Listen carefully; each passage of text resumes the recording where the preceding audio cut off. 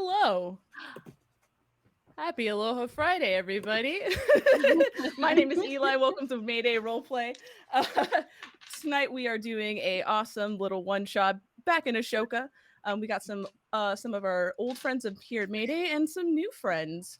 Actually, since we're here, why don't we just get started and just introduce each other? Tell us your name, tell us what you kind of do and stuff like that, and then give us the name of your character. And why don't we start with let's start with Lex. Hi, hello. I'm Lex at Titanomachy RPG on Twitter. Today I am playing Keenum, who is a Loxodon Sea Strider Ranger and Grief Domain Cleric. Jordan. Hello, I am Jordan or Jojo. I am from the Cast Die podcast. You can find me at Brutalkind on Instagram. You can find my pug at Clem the Polish Pug on Instagram as well. Today I'll be playing a Lapine or Lapine rabbit folk, level 7 Sea Strider and level 2 Twilight Domain Cleric. Got double clerics, hell yeah. Oh, named Kicker Bellbottom. Yes, love it. Mark. Hi, I'm Mark. I am also from the Cast Eye podcast. I'm the DM over there at the Cast Eye podcast. And I am playing Decker Breakweight, a level 5 Sea Strider Ranger / level 4 champion fighter. Who is a human being. Gotta clarify. D&D. Yeah. Yes. Yeah. Allegra. Oh, hey! You're probably sick of my face, but here it is. I'm Allegra. I'm obviously from Mayday. And tonight I'm going to be playing Tefra Bezero, an elf sorcerer, six levels in sorcery, storm sorcery, and a 3 level in storm. Oh my god. Sea Strider Ranger. I jumped into this literally this morning, so I'm excited to be here. I love my friends. and last but not least, Takia. What's up? It's your girl. It's your boy, Zach. I'm from Mayday Roleplay. I forgot all the other things we're supposed to say, but I will be playing Gilfis Chemistale today, who's a Tabaxi blade singing wizard and Sea Strider Ranger during the summertime. Very nice, very nice. As you can tell, we are running an all ranger-ish party because why not? I love the Rangers so much. Lex is the one who actually built the Sea Strider, which has been a very nice addition to the overall world of Ashoka. And if you don't know what Ashoka is, we have a first season that we just released on podcast form and on VOD as well. It is centered around 6 strangers who are tasked to take precious cargo to the South Seas, and it's a whole lot of fun. So if you like what you're watching tonight, be sure to check that out. And I guess if we don't have anything else, you guys ready to go? Ready to start? Absolutely. Yes, All right. that's cool. Hell yeah. Well, welcome, guys, to Ashoka. Tensions are rising faster than the summer can cool into fall. It began with the sinking of Tengu Atoll in midsummer in the northern border isles. Then came the destruction of a Sasanian warship in the Windspire Channel in the Rokewood. War parties leaving ports to the southernmost tips of this archipelago, never to be heard from again. Wandering islands that are devouring anything in its path, and ill-omened bright lights that streak and scatter across the Ashokan skies. And with each passing day, as night grows longer, colder, the flames of war seem to rise. But our story begins as the sun rises on Takarava. A crescent-shaped isle nestled in northern Rokewood, Takarava serves as a trade port for the western routes heading to northern Parlis, Benai, and south to the border isles. On its outskirts is home to the outpost of the Sea Striders of Odenau, Wayfaring is everything to an Okinawan. Many families and individuals have taken up the call to protect their island homes. Whether from enemy or creatures that lurk in the depths, the Sea Striders answer. 2 days ago, a call was received from the port Isle of Belly off the coast of Brunei that trade ships have vanished, disrupting supply chains in northern parts of Ashoka over the last 2 months. The Arch Citadel in southeastern Parlis claims foul play and encroachment to the Treaty of Tides, but rumors of a luminescent monster by locals have raised the possible doubt. Takarava Outpost has been called upon to find the truth. As the golden rays over the hut of the outpost, a Luxodon begins their day. Lex, could you describe your character and a brief description of their morning? Kinung is she's small for a Loxodon, but that still means she's like just shy of 7 feet tall. A little on the leaner side, more dexterous and wise than beefy. She wakes up next to a water genasi woman named Aje, who just moved to Takarava from Walraven to be with Kinung. Kinung gives her a little kiss on the head, gets up, puts on like some light robes, takes her quarterstaff oar out and down to the shore and begins walking upon the surface of the water, as all sea striders are able to do. She goes out there and practices her basic forms every single morning. She's practicing her magic, a little bit of shillelagh action, and going through like naming her griefs of over her life. And this is sort of just the way that grief domain clerics pray. They don't necessarily serve a singular god, though some do, but grief is really at the head of whatever pantheon they have. And so that it's a way to acknowledge your grief, process it. When it comes back up, you're able to just let it go and speak it, and that gives you power over it. Nice. Tefra, the morning starting. How do you start your day? Tefra is an elf person. They're pretty tall. They're probably like 5'9", and just like the classic elven vibe of like long straight hair, kind of half pulled back, and lithe form, and very very classically elvish. But they're wearing kind of like beat up leathers, brown pants, a green kind of long sleeve shirt under leather armor. They've got a spear kind of slung across their back. And as the sun rises, they kind of pull themselves out of their little bed and climb up to the peak of the highest point of the island, and kind of just do a quick 360, look for like storms,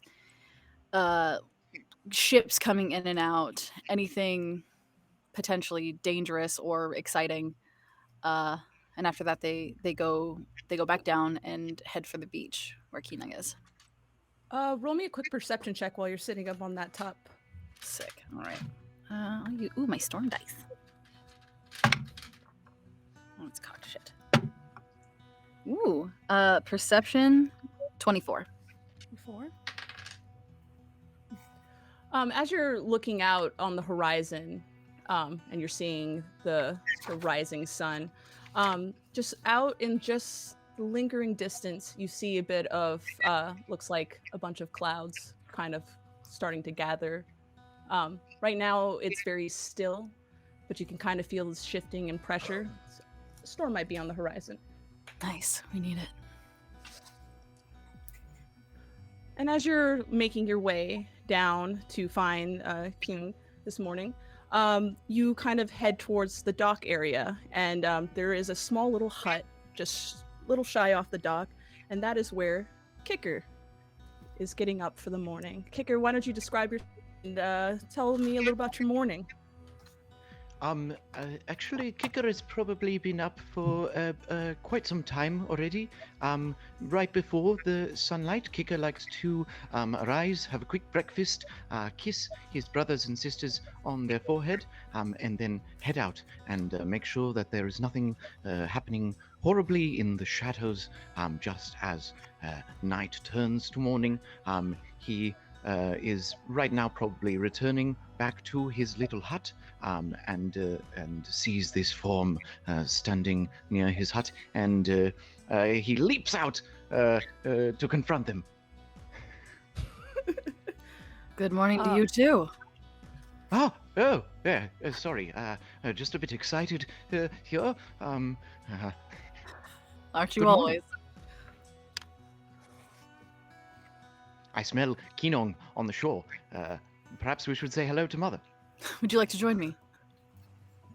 Wonderful. And I do a quick little like circle around their legs, and my ears perk up. I'm like all white for the most part, with just kind of like a little kind of purple bluish tinge on the edges of my ears. I wear this kind of chainmail that's built from recovered pieces of like ships and things that they found in the water, with epaulets of kind of these brightly purple and blue twilight color, like pieces of kelp that have dried off.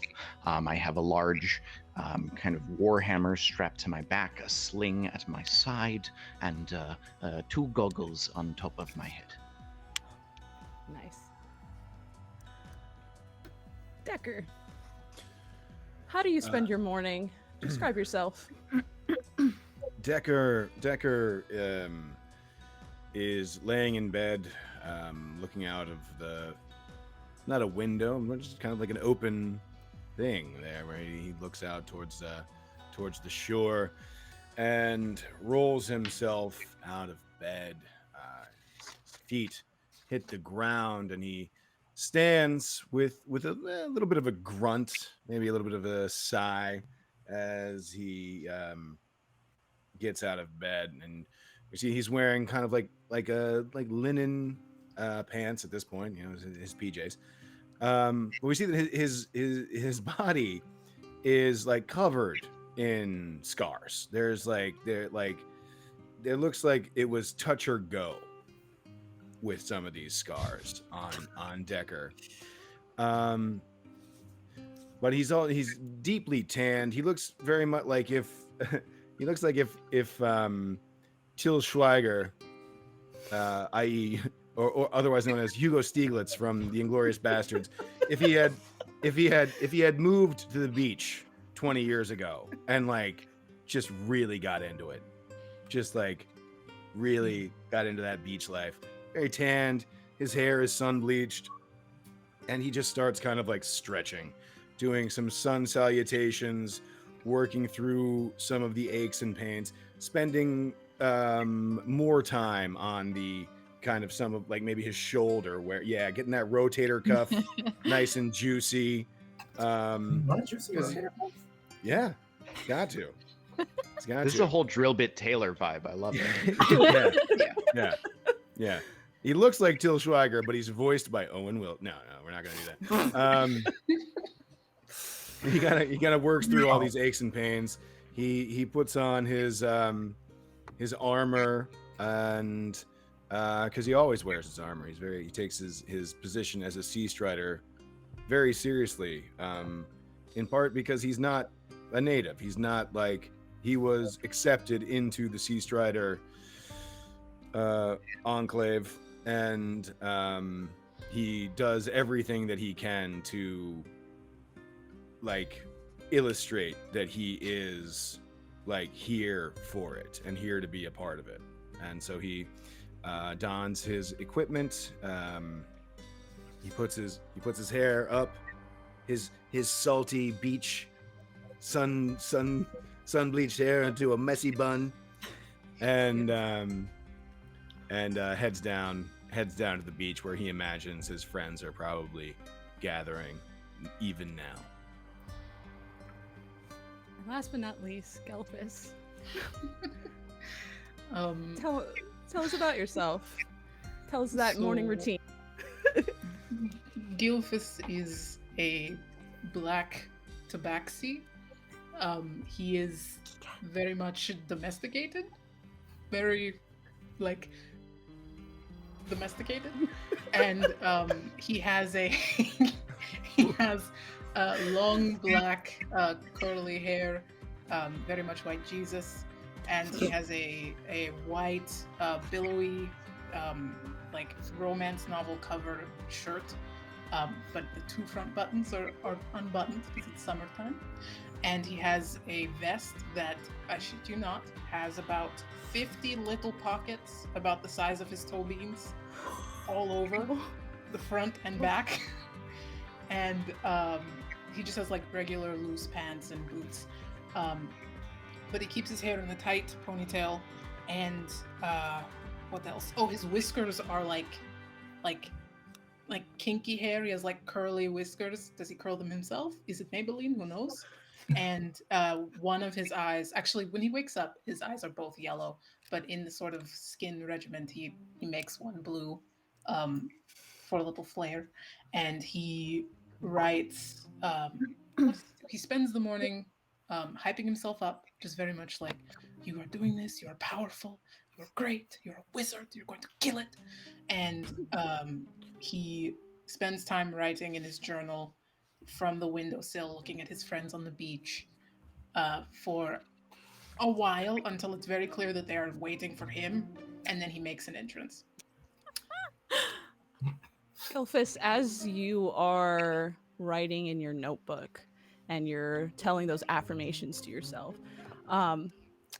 you start to see some of the texts that you're etching eventually start to kind of lift off the page, and it eventually turns into a person. And it's a person that you're very familiar with. Her name is Luxara. She is one of the wizards of Parlis, and a headmaster at your school. And she's looking at you with a very coy smile and says, "Good morning, Gelfus." Headmaster Loxaria, good morning. Good morning. I did not expect you, but I am so glad you're here. Oh, that's good. That's good. I'm glad you're very good. You're happy to see me. I heard you went back south. Is that correct? That is correct. I am here to volunteer, to know the people, to learn the ways of the Oldenauans. Sort of a cultural enrichment program, we'll say. Nice. It's very good. It's very good.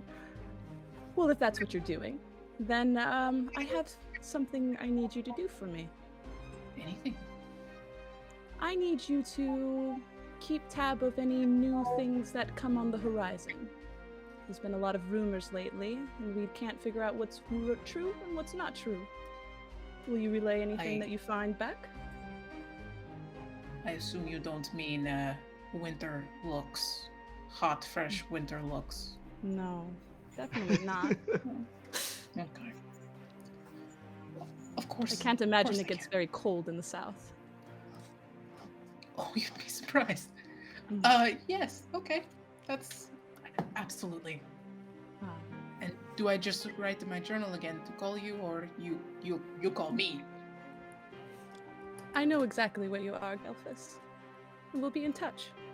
And with That's that, comforting. the clouds just disappear. But you have the rest of your morning. Don't trust. I go see my friends and my mom. As Gelfus is the last one to kind of straggle in, by the time you guys gather together, you guys start to hear the sounds of conch shells being blown, which is the typical horns that you would hear here on Tekaraba Outpost. You guys were nodes that about 9-ish or so you were supposed to collect at the docks, where Kicker has his boat, and you are to meet the elders of the conclave before you head out to sea on your mission. I assume you all head there.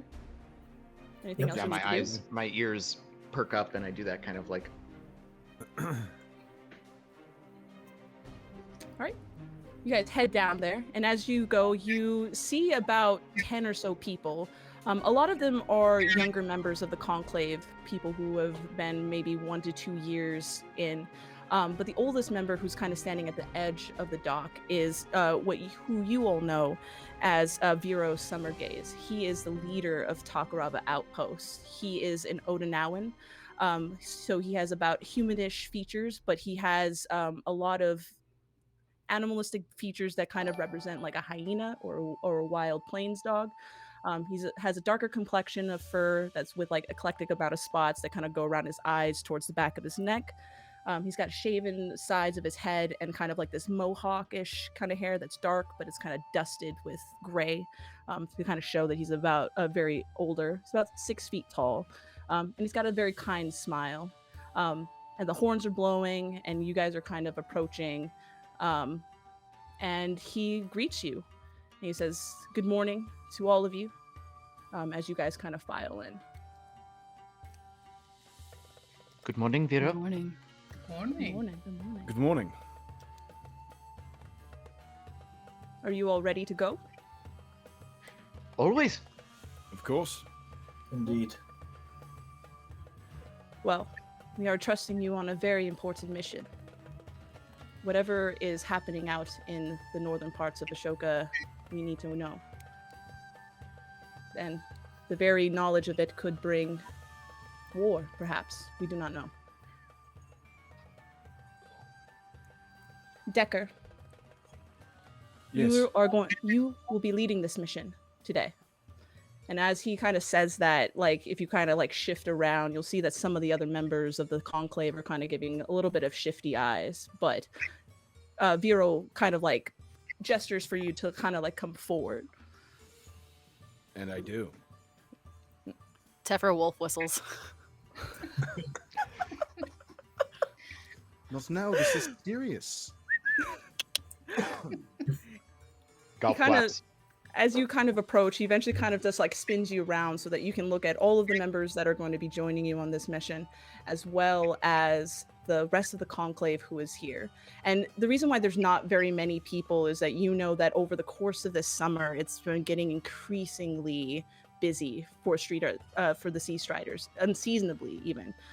You've been asked to do more escort missions. You've been asked to do more recon missions. You've been kind of almost spread thin between all of the various outposts that overlook the Rokewood in this part of Ashoka. So you know that things are dire if you guys have been called upon, as you guys are kind of like the last reserved of the more seasoned members of this conclave. And Vero looks at you and he says, This is a great opportunity for you to prove yourself. Decker, you understand. I do, and I will treat it as such. I will endeavor to show all of you that the faith and the trust that you have put in me is not in vain. Good. Remember to lean on those who are experienced. And he looks at Kyung and Kicker, and he says, and learn from those who are not. And he looks at Galphus and Tefra. Galphus is offended. He definitely thought he was in the experienced group. It's okay. Young pats him on the back, just like a big paw, big elephant hand on your back. Tefra just nods. They know they're an idiot. And the last thing he does is he calls forward people, and they give you all each an item, and they're all magic items. To Decker, he gives you a rope of climbing. Gelfis, you get a staff. You get the staff, python staff. Tefra, you get a dust of sneezing and choking. Cool. And Kyung, you get a gem of brightness.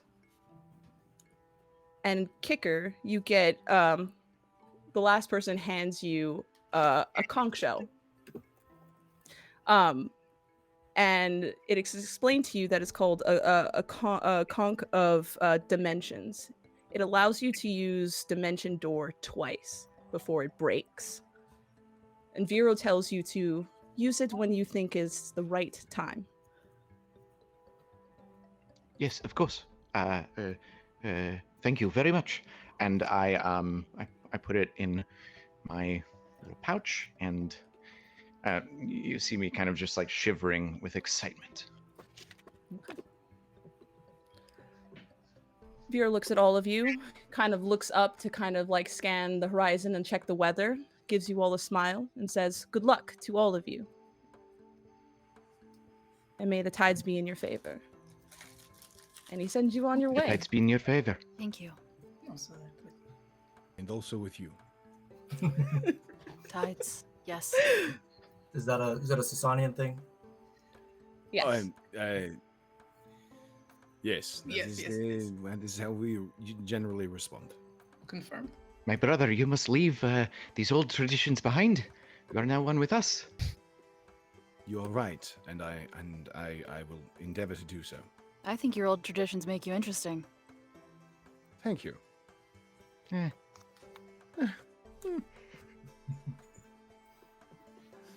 guys start Is to- there any other information that we need to gather?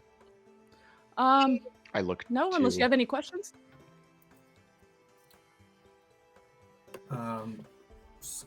So I want to go to Summer Gaze, sort of give a formal greeting, and say, is there anything else that we should know before we leave? We're ready to go right now, but if there's something that we need to know, it'll make this a lot easier. All we know is what the port Isle has told us. Ships have vanished without a trace, somewhere in the mid parts of the Rokewood straddling East Parlis and southern Bunai. You go there, you see what it is. See if the local rumors are true, or find out what exactly is causing these ships to disappear. Either way, we must find those answers. You You're have right. my... Yes. Kinung, with your help, I think that we can accomplish these things. With your expertise and experience, I believe that the rest of us will be able to make you proud, Summer Gaze. And that is my firmest belief. Decker, If lives are on the line, then time is of the essence. We must push off. And I just begin to bolt down the shore towards my little ship. He is. Keenan does not sweet. take a step. We should go then. I Stay- guess we're going. She stays in place, Okay. looks at Decker, takes a moment, and just goes, I have the utmost faith in you. It'll be fine.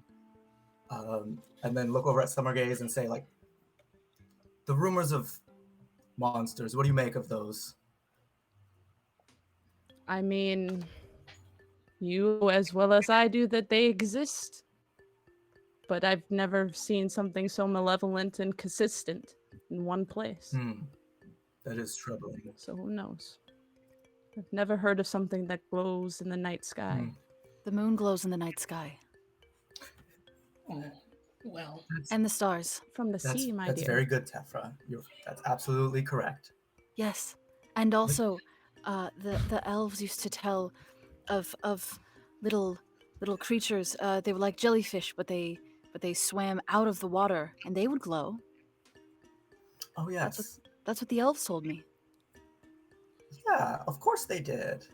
Let's head out. Jellyfish. Picker's waiting Not for all the us. shiny What? things are bad. No, not What are you- not all shiny things are bad. No. But we could You all keep an eye on things that are shining. If it is shining in the sky and also shining in the sea, then we can probably ignore it. Reflections. But if it is only shining in the sea, will be something to take note of, Could be a friend. I'm just saying. possibly. I think we have enough friends for now. Oh. Well, all right. You guys board your boat as you're having this conversation. Yeah, as they arrive, I've already like untied everything, and I've like done most of the prep work, and I'm like pushing in the sand to like get it out, with very little success. Once Oh.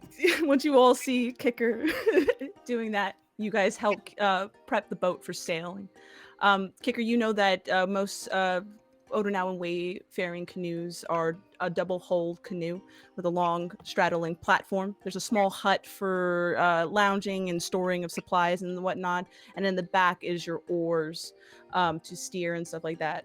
And there is just a long kind of like crab-like looking sail that makes the overall, and a pulley system that kind of helps adjust it to navigate it and push it forward. You also know that at the center of that mass is a slot for a thing called a gust stone. It is a talisman stone that's used in travel. It helps speed up travel by causing wind to flow through the sails. And they're an item that has been created for the purpose of travel. It's a very common item, so you would already have those on your persons. Awesome. Um, My boat is it's mostly made of like bleached kind of like driftwood, kind of scavenged things as well. The sail is not made of any sort of animal product. It is made from like strong leaves. Everything about my boat is cruelty free, plant-based. Vegan boat. Yeah, it's a vegan boat. Of course it is. And as it pushes off, I hop up onto the deck and I give like 3 quick taps with my hind foot, and I go, "Well, here we go." And off you guys go. It takes about a few hours before you guys finally are far enough away from Takorava, out of the Rokewood, and finally into open sea. Um, the northern sea is just called North Point. It's because eventually during the more cooler times, especially around this time, the water temperature starts to really rapidly drop than it is normally during the summer. And about 2 or 3 hours in, why don't you all roll me perception checks? You get a sense of where you're at. Of course. Ooh, Nope. new dice. 21. 21, 14. 14. It is 19 for Decker. All right, Dirty 20 for me. 16 for Kicker. beautiful. As you guys are taking in, and you guys have run these kind of routes before, you will know that the Western trade routes are just not the preferred trade routes. Most people like to come through the eastern part, straddling Benai into actual Odenau Island, mainly because of one thing. Keon, you would be the first to, Keon and Kicker would be the first ones to hear it, but you start hearing rapid water just kind of rushing, kind of like water that's kind of going over an edge, like a waterfall, like a very large waterfall. And in the horizon on the bow side, you see the edges of the rim of what's known as Dalma. Dalma is a maelstrom that has been created at the fracturing of Ashoka. And it is an ill-omened area, as many people have to deal with strange creatures. There's a lot of different rumors about what's may be in Dalma. Some say it's a portal to another plane. Some people say that at the bottom is a monster. No one really knows for sure, but everybody knows it's just bad times. But other than that, everything seems more well calmed. Tefra, you look kind of up to the sky to kind of keep checking the weather. It seems whatever storm that you were seeing earlier in the day is coming, but it's trailing behind you guys. So if you guys may, at the pace you're currently going, you'll kind of outrun it a little bit for now. But it is kind of lingering in the background.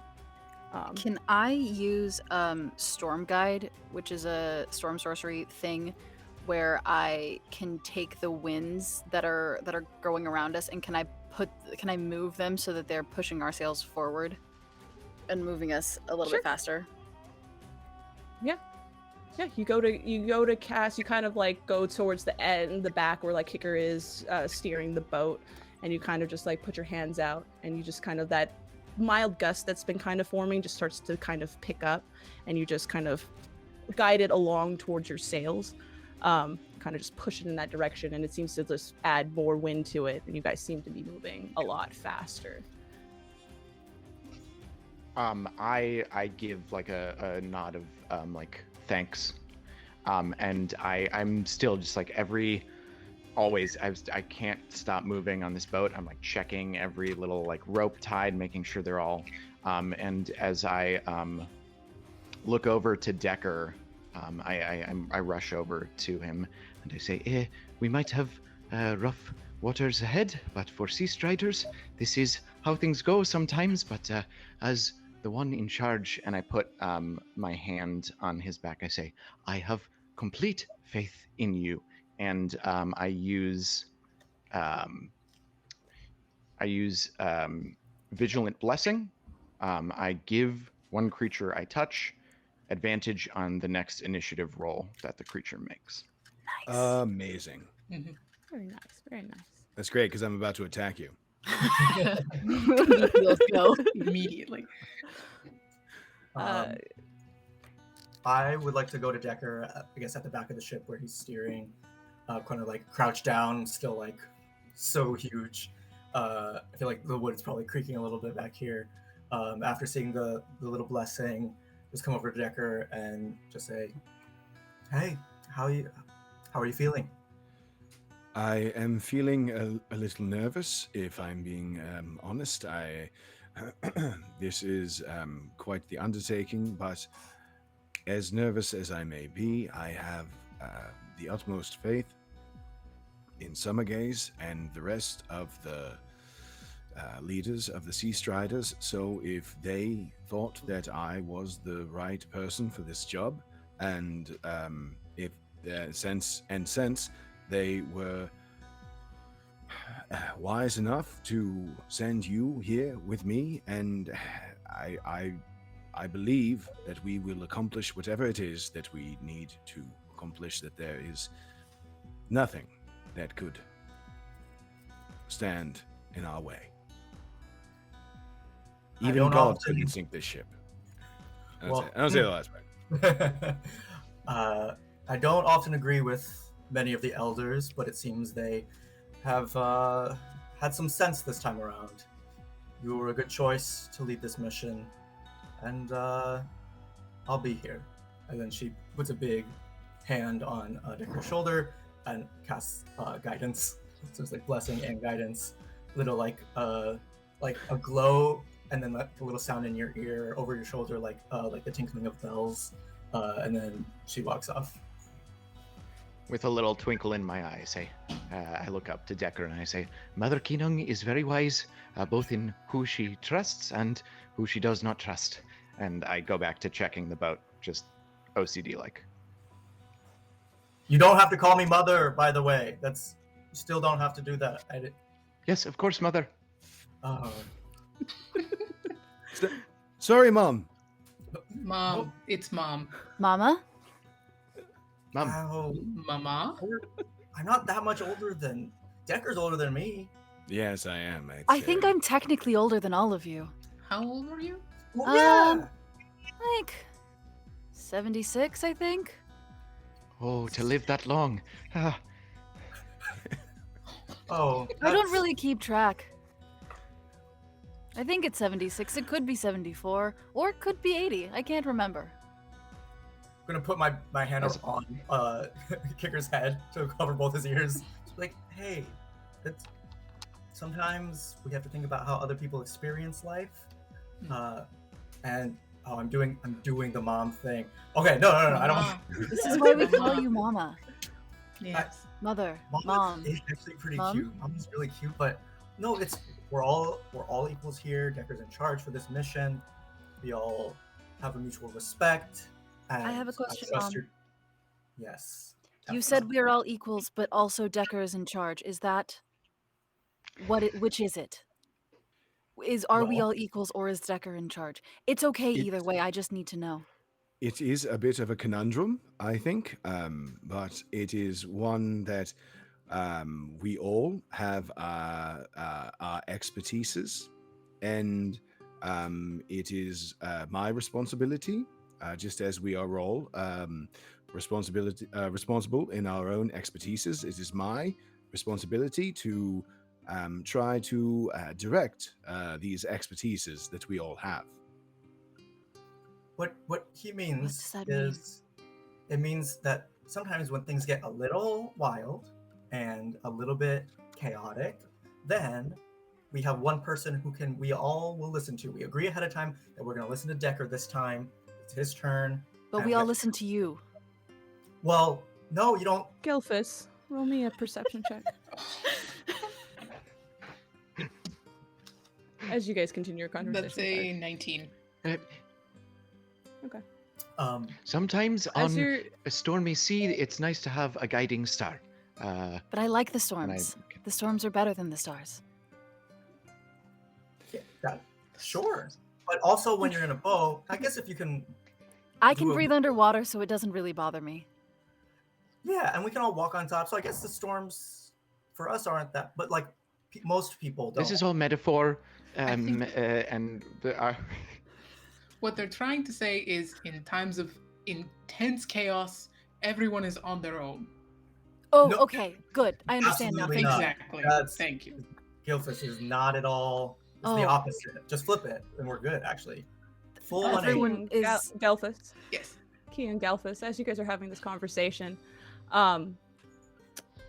Keon, you start to smell something on the wind. It's a smell of smoke in the air. Hmm. Gelphus, for rolling so high, you also start to hear kind of, just in the residual distance, like fire and the smell of smoke. And as you guys are continuing this conversation, as you guys are approaching, on a little bit of ways, about maybe 50 or so feet, you see what looks to be a wreckage of some kind that's smoldering in the ocean. Everybody, you need to be quiet. We can continue this discussion later. Boats, an on-fire boat is never great. Either someone's on it that is responsible, or just lots of things went wrong. And Maybe they got cold. Yeah, maybe they got cold. Would you burn this boat if it got cold? Yeah, What do you think would happen next after you both burn the boat? we would walk on the ocean. And do you like walking for just whole days at a Yeah, time? well, sometimes I can swim too. Right. this boat moves much faster. Even me, as one of the fastest on the team, this boat moves much faster than any of us can travel walking on the water. And I will start to begin to steer the boat kind of in the direction of this wreckage. I'm gonna sort of like point at the people who are really stealthy and stuff. So like, I guess like Kicker and anyone who I know is like the stealthy kind, especially if you got the higher level 7th level feature where you can just like do whatever. The ones who have like sort of mastered the shark's cunning technique of the conclave, which I've never bothered to learn, just too big and too loud for it to matter. And kind of point at you all to sort of like head over from a distance and like we have like the hand signals for the different routes that you should be taking around the boat. Yes, and I wish that this was not my expertise, but I'm sorry to say that fire and steel are my expertise. And so now, what I would ask is that you, Gilfus, and you, Tefra, and all of those with dark vision, now is the time to please to keep your head on a swivel, because the people who have done this may still be in the area, and so we must be very vigilant. Copy You that. guys approach this wreckage, and what it looks like appears to be a merchant galleon ship that's been kind of destroyed, and it's the remnants of it is still kind of floating around. And there's just like scattered about of like detritus, of debris, of like pieces and parcels. And as you guys are kind of looking through all of this, eventually you actually do see somebody just kind of out in the middle of a small, like one of those like safety boats out in the middle of this wreckage. It looks to be like a very older man with bald hair and simple robage. It looks like he doesn't have any oars, so that's why he's kind of not able to move. But that's what you guys kind of see as you're now kind of slowing down to the point where you're just in line with the wreckage. Yeah, I'll try to and get this the stuff. boat within about like 35 feet of the wreckage. Can I cast message to try to talk to the old person? Sure. Okay. By the time Kicker pulls up, you guys are like 20, 30 feet away. There's enough stuff that you guys could probably go out to him if you really wanted to, but you can send message absolutely. What would you like to Okay. what would you like to say? I'm just gonna cast message. Are you? We see your shit is on fire. Are you okay? Do you have a plan? That's it. Now, my friends, I would ask that you be even more vigilant now than you were before.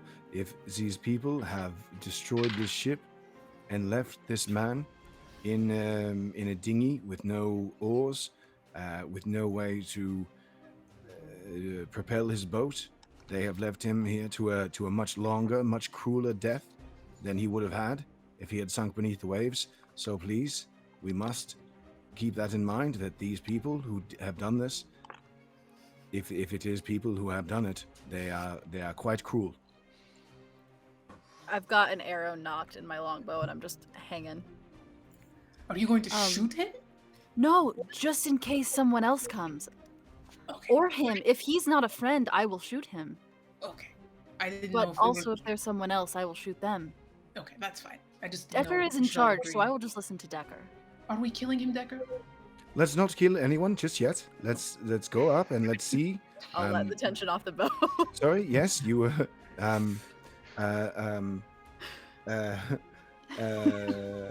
Gilvus, please. Your messaging.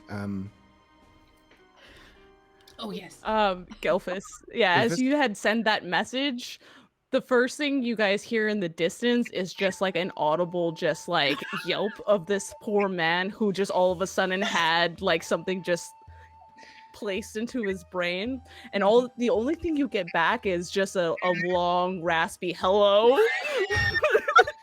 This man is very confused. He's like, now you guys can kind of see in the distance, he's kind of like looking around and eventually kind of sees your boat, and he's kind of has his hands up in the distance. But Yeah, that's I think about it.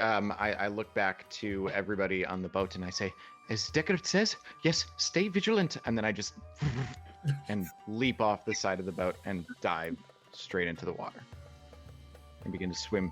Are you going underneath the water, or are you gonna step? No, I will like a torpedo swim towards this man.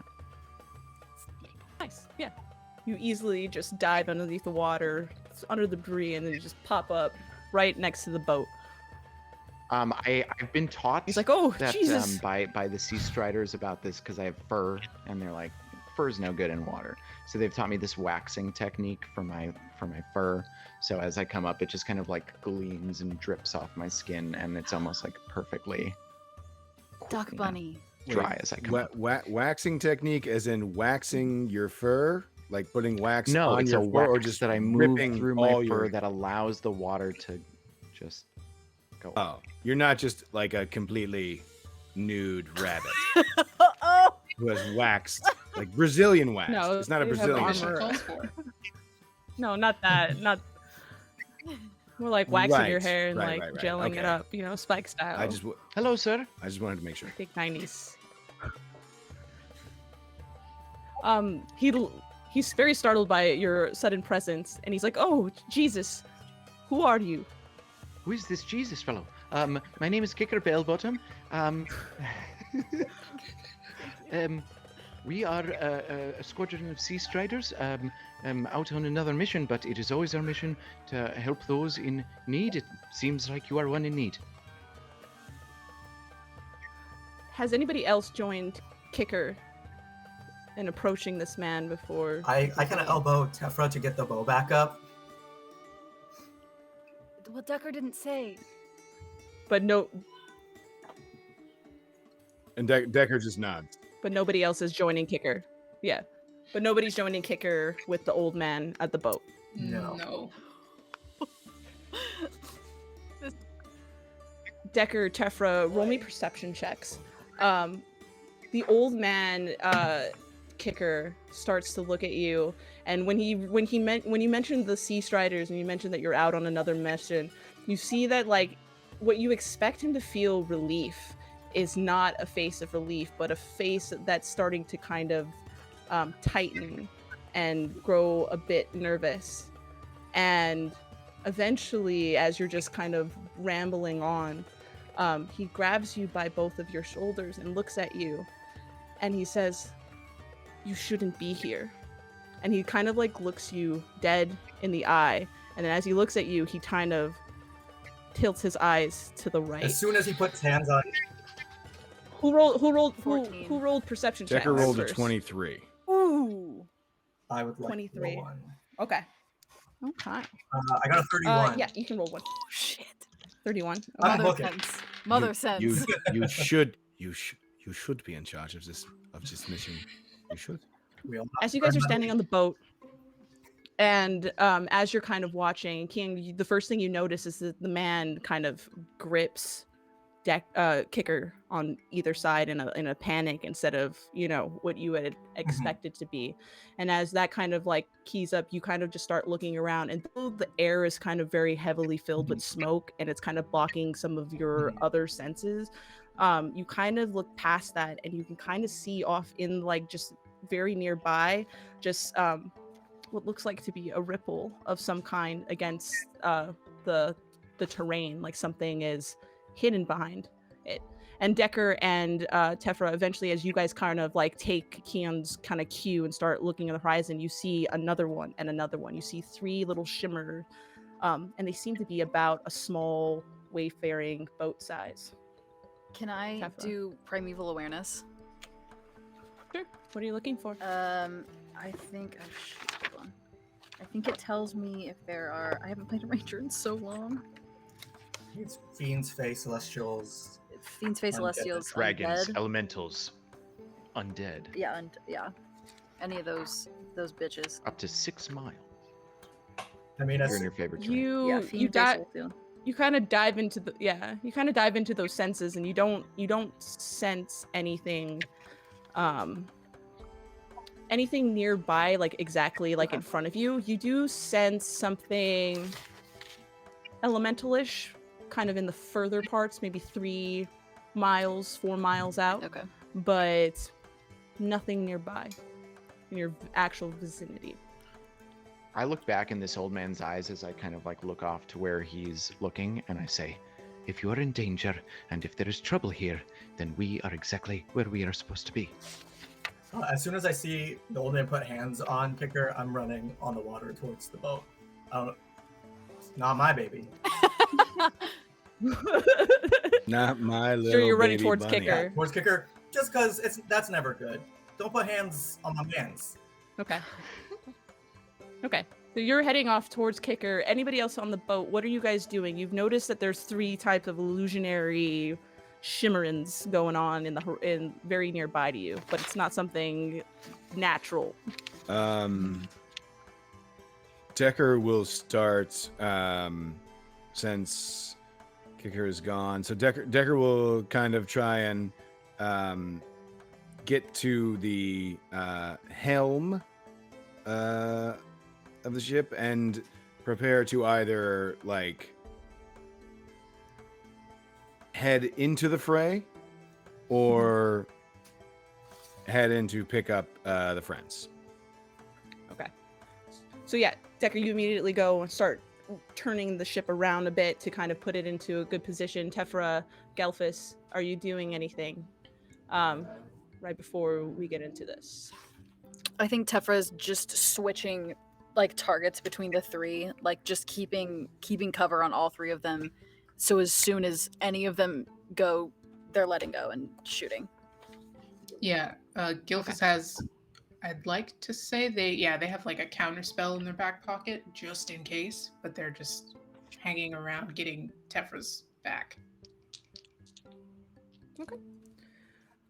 As you head towards Kicker, and as Kicker, you ask the man what, say the words you did to the old man. He kind of looks at you and says, they're expecting you or sea striders in general. They're looking to find you. You're the ones who are in danger. And as Keenan is watching, and as you guys turn the boat around, because now it's a sense that they have been spotted, those illusionary forms disappear, and what you see are 3 boats. And the flags that are on the sails of these wayfarer rafts are those of Tipiku raiders. You know, these raiders tend to kind of hang around the border isles. They're notorious for pillaging ships and stuff like that. But what is very notable about it is you don't normally see them running in clusters as big as 3. But there's 3 of them there. There's about 5 or 6 men on each ship, and they're just now kind of in a line in front of your boat. Does the old man look hostile? Like he's like in on, like I know he knows, but like is he bait or just like actually? From what you gather with your natural intuition is that he seems very fearful. How he's holding Deckard is Kicker is more of like panicked and like you're like the wrong kind of person to be showing up at this kind of thing, versus being hostile. Okay. I look back into his eyes and I say, if they are looking for us, then they shall find us. And with my hind legs, I just kick off his little dinghy and go back under the water towards the boat. Okay. Deckard, Gelfis, Tefra, as you guys are looking on and seeing these 3 boats come into view, eventually you see somebody who looks to be maybe one of the captains, the leader of it. He's an older man, grayish beard. He's got hide kind of armor, kind of furs collected around on him. And he looks at all of you and he says, "How can I help the Sea Striders this fine morning or afternoon?" I'm looking over at Deckard. I've just got my bow trained on the captain now. The first thing you can do to help us is to answer the question of why you have staged a shipwreck and what it is you hope to accomplish by doing so. If you answer us quickly and fully, then we will not be forced to destroy you. He kind of looks at everybody he's kind of like got the whole crew behind him, so he's kind of like looking back at all of them and says, "We didn't do anything to that ship. We actually came upon it. We were just protecting ourselves, right, boys? We weren't doing anything bad." But here's a question for you, though. What brings the Sea Striders so far north? Are those markings for Takarava outposts? Far from home? And Decker kind of looks over to Kinung and says, we have our reasons for being here. Just as I suppose you do. Kinung? Kinung's gonna sort of step forward in front of Decker, cast thaumaturgy to make her voice 3 times as loud, and say, "State your business with the Sea Striders. Be gone, and nothing will happen. If you intend to inflict violence upon us, this site of the ocean will be your grave." And Decker draws a spear from his back and the sword from his side, and he says, "Do yourself a favor and listen to our mother. Or if you don't, you'll find that that this ship is. We all very much love our mother, and if you upset her, we will also be quite upset." You will only suck from the teat of destruction. The teat of destruction. And Please then don't talk about my breasts like that. and then, oh no, not your breasts, mother. No, not your no. It's Metaphorical breasts. yes, Cosmic breasts. the teat of destruction is a metaphorical breast. Yes. Okay. That's on me. Thank you for explaining. Are there other kinds of metaphorical titties? Thousands of them. Thousands. I would like to learn about those at some point. We don't have those with the elves. We have so Boys? many books about them, and I will bring We you. are not the time for this kind of discussion. You're right. You're right. Sorry, Mom. We have to hear this man out. Seems likely that he wants to taste the milk from the teat of destruction, but who knows? It might be reasonable. And I turn over to look back at the captain. He seems, by the time you guys had taken the time to have this little banter, that anything he was planning to say had grown far away. And instead, he just kind of looks at the rest of them and says, well, it would be a great haul to bring in 5 sea striders, wouldn't it? Roll me Fucking initiative. try. I was gonna say. You will Right, see you that did. once the milk from the teat of destruction is churned into the butter of woe, that you will find yourselves. The butter of- Dairy combat. How dare he? How dare he? How dare he? Mark, don't forget you have advantage on this initiative. Yeah, advantage. It's going to be a dirty 20 for Decker. Nice. Hell yeah. Beautiful. Allegra. Got a hot 7. Ooh. Got distracted by Seven. metaphorical Ooh. titties. That's It's on brand. Kicker. There are metaphorical titties. Are there metaphorical titties as well? That's a very good question. lots of theater here. Lots. Kicker. Kicker is a 13. I'm still underwater, just FYI. Okay, word. Gelfus. Natty 20. Ooh. There you go. Natty 20. Ooh. 12. Who's 20 over 12? Okay, fun times. Gelfus, you're up first. What do you want to do? You see these men start to arm themselves. They're on 3 different boats that are kind of aligned with one another right in front of you. You do know that they are kind of in the direction you guys are intending to move on towards your mission is ahead of them. What do you want to do?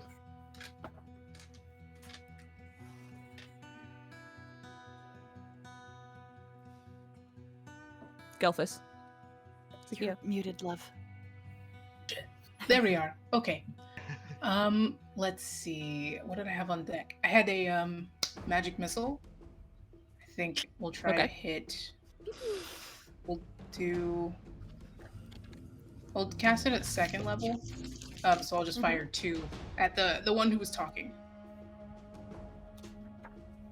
The one you were talking? Okay. Roll that damage for me. Yeah, I got range for that. Okay. Mm-hmm.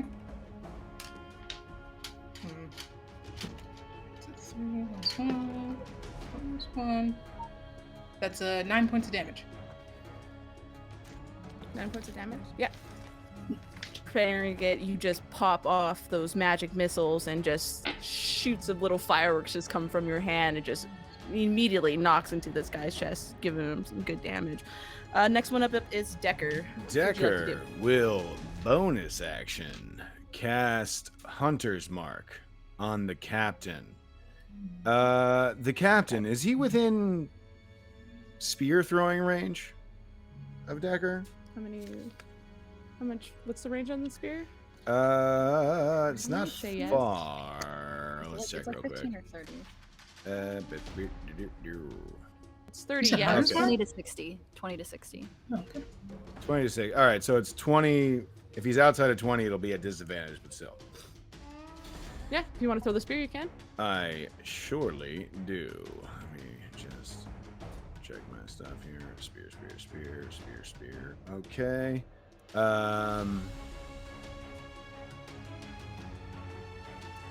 So I cast the Hunter's Mark on the captain, and I rear back with my spear. And I say, Once you have suckled at the teats of woe, no wait, the teat of destruction. Then once you have suckled at the teat of destruction, and your biscuits are about to be buttered with the butter of woe. Butter of woe, yes. It's an 18 to hit. 8 on the captain. Yes. 18 will hit. And it's going to be minimum damage, 5 damage, but also we're gonna get a D8 in there for Hunter's Mark. 7.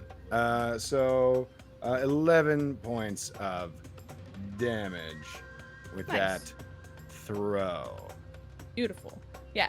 Immediately as Gelfus had sent off those magic missiles, kind of disorienting, you just kind of follow up with the spear Yeah. as you give off your speech, and it just like lands directly into like the shoulder part, just like right underneath it.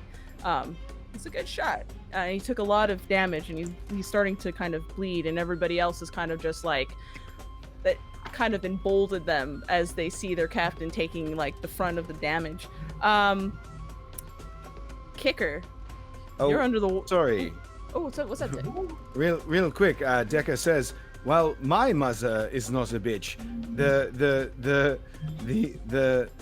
The owner of the titties of lamentation is a bitch, and she is multi-titty, just as I am multi-attacked." And I'm going to use my extra attack to throw another spear. Oh, go for it. That's And the that, monster oh, coming around. that's a natty 18. Just missing that champion. But that's a 26 to hit Yeah, that will hit. Roll that extra damage. for 9 points of damage. Yeah. And yeah, follow up with that other spear. It just kind of like shanks him towards the side. You guys have not come to fuck around. Kicker, you're underneath the water. Probably by the time you swam up towards the boat, you've noticed like the popping off of the magic missile. So you know that something's afoot. What would you like to do? So I would like to try to one of these other 3 boats that have manifested behind my vessel. I would like to try to swim up on the backside of one of them. Okay. And then get as far up, kind of stealthily as I can onto one of them, climbing. Roll me a stealth check as you're climbing on board. Wonderful, will do. Let me pull up my character sheet and roll a d20. That will be a natural 18 with a +6 for 24. Nice. Yeah. You climb on the back of this boat, and everybody seems preoccupied with the initial engagement between Deckard and the captain of the middle vessel. Enough for you to just be now fully standing up on there. What would you like to do? All right. I just my eyes for a second. That's all they're doing. My eyes are always moving around. They just lock onto Tefra for a moment, and under my breath, I whisper like, "There is wonderful beings who are luminescent." And I reach into my little pouch, and I pull out the dust of like glow flies or like fireflies, and I shower it over these people standing on the deck, and I cast fairy fire. Nice. Nice. Yes. Yeah. So that's gonna be a Dex 14. Dex 14. Tefra audibly gasps and look, shiny things. They're good. Just general roll. Oh, both of them fail. Yeah. So tell me what happens. It's probably, what's a good color? He loves purple. Yeah. Kicker loves purple. The twilight, the color of twilight. And so he throws it up, and just kind of this dust of these glow flies sprinkles over these guys. I don't even know if they notice it, but it kind of like covers the deck of the boat as well. And then he just kind of like gives a peace sign to the rest of the people at his party, and then with his strong legs flips over the back of the boat and dives back underwater. Nice. That's also the hand signal that the rest of the party uses for Kicker Yeah. when Oh, they're talking I about love it. Yeah. Yeah, you glitter bomb this this boat. Yeah, and you glitter bomb. Oh, right before I dive off, I also do like my signature like three kicks with my foot on the deck of the boat. cast fairy fire, triple tap, dump back into the water without a trace, and everybody's like looking around. You see men kind of scattering, trying to figure out what the hell happened. Just like run around. Anything else you need to do on your turn, Kicker? I think that's it. Kyung, you're up. So this middle captain's getting beat up. Little. Am I within range to just like walk up to him? Are these boats like on the ground? Like are they like level with the sea, or are they up? The boats are about equal size, as they're both kind of wayfarer or type canoes. So they're about, I would say, 30 feet away from you. So you could walk over if you'd like. I'm gonna stride over there, over the sea, and calmly take out my quarterstaff, cast Shillelagh on it, and at the end you see like glowing shark teeth going along the edge of the oar. And I say, give you one more chance to walk away. Otherwise, your home will be made at the bottom of the sea. Are you saying that again, kind of in that loud, booming voice? Yeah. Okay. Yeah. It's a really awesome sight, especially all of you. You guys seen King in action. As she kind of jumps down, she kind of walks across with this very serious look as the staff just kind of turns raked across the backside of it. And some of the... Actually, roll me an intimidation check as you're walking across. Nice. Some pirates shit their pants. Let's see. All right, intimidation. Whoa. It's a 10. The 10? Yeah. One of the pirates shits their pants. Some of the men seem to be scared by your overall presence, more the ones that are kind of trickled in the back, but many of them are still kind of prepared to take on you if need so, but it seems to be a mixed bag feeling in the group. Is there anything else you want to do on your turn? I would love to attack. Okay. I've got the quarterstaff in my hand, and I've got a couple attacks I'd like to, give a try. Okay. I'm going to attack with the oar with my first attack. Is a 25 to hit. Who are you attacking? Anybody captain. on the captain? Okay. And you said 25? Yes, I have advantage because of fairy fire rares. Oh, no, okay, 25, yeah. Yeah, that's easy enough. Roll me that damage. Oh, it's a 1 plus. So that's 6 points of magical bludgeoning damage. Okay. And then I like to use my second attack instead of attacking to attempt to grapple him with my trunk. Okay. And use my grief domain grappling ability. So he has to roll an athletics check, and I'm gonna get to roll something real bananas. Oh. It was on 16 for a second and then tipped over. Oh. That's how it do. He rolled a 19 on the strength save. Ouch. I rolled a 16. So I'm like trying to grab at him with the trunk, but Okay. Yeah. You jump onto this boat, and it kind of like, just by the size of your weight, kind of like shifts the boat and stuff. And then you just start to engage the captain, who kind of like takes one of the spears that Decker to kind of like at least defend himself. But you're much faster with the quarterstaff, and you give him a nice crack across the face. But then you go in to try to wrap him around, but he manages to kind of grip one side of it, and he's just doing enough to kind of push your grip out off of him. And now your guys are kind of in this weird, like, in between of grapple and not grapple. Anything else you want to do? I believe that's all you can do on your turn. Yep.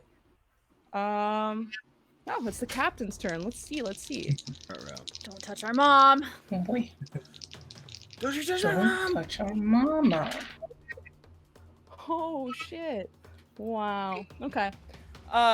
Yeah, as he kind of he kind of in the last attempt to kind of break from this hold, he kind of pushes you enough to slip underneath your trunk, and then he goes to quick draw his longsword, and he kind of like pulls it out on a quick draw, which you are instinctually can take a step back, and then he goes in for a parry, and then he misses you entirely.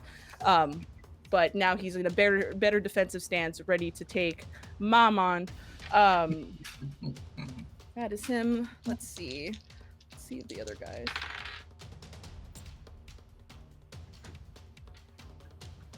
Tefra, does a 17 hit? Yes. Okay. Yeah, as you are been kind of focused on Keon just engaged fighting and stuff like that, all of a sudden you hear the sound of arrow whoosh by, and then right into your shoulder is an arrow knock. You take god. You take 5 points of piercing damage from that arrow as you see one of the ship on the left side of the middle ship has kind of roundabout and now has taken fire on you. Very rude. I got one more for this round. Who am I gonna hit? Decker, does an 18 hit? It does. Ooh, as a matter okay. of fact. Same thing for you. As you kind of like been kind of straddling your attention between Kyung and now the yelp of Tefra, and as you kind of turn around, arrow straight into your chest. You block a little bit by your arrow, but you still kind of feel the initial pierce of it. You're going to take 7 points of piercing damage straight to the chest. The other one is distracted by the fairy fire. Tefra, you are leading the pack. What do you want to do? Okay. I'm gonna turn to Decker and say, do you want me to sink these ships? I do. Great. Sinks them. Fantastic. I'm gonna go to the front bow of the ship, and you see they have like a bracelet around their left wrist that's like silica glass, which is like what happens when lightning hits sand. And it starts to like glow, and it crackles up their arm, across their chest, and down out of the other one. And they're gonna cast lightning bolt, twin spell, so it hits both of the ships that Kyung's not on, because I don't want to hurt Mom.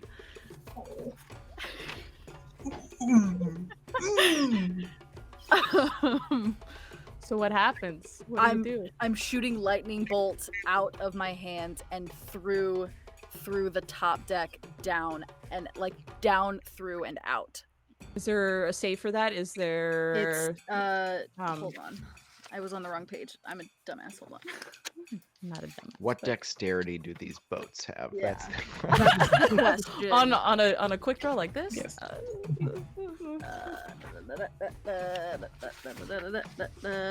Where is it? Lightning bolt. Dexterity saving throw. Yeah, Okay. on the boat. On what's the DC?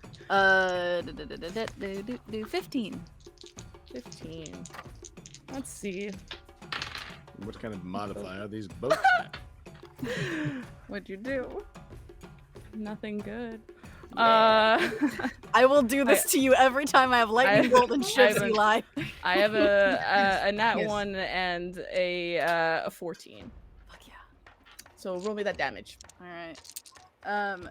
And as a bonus action, but for flavor, can I say it's at the same time?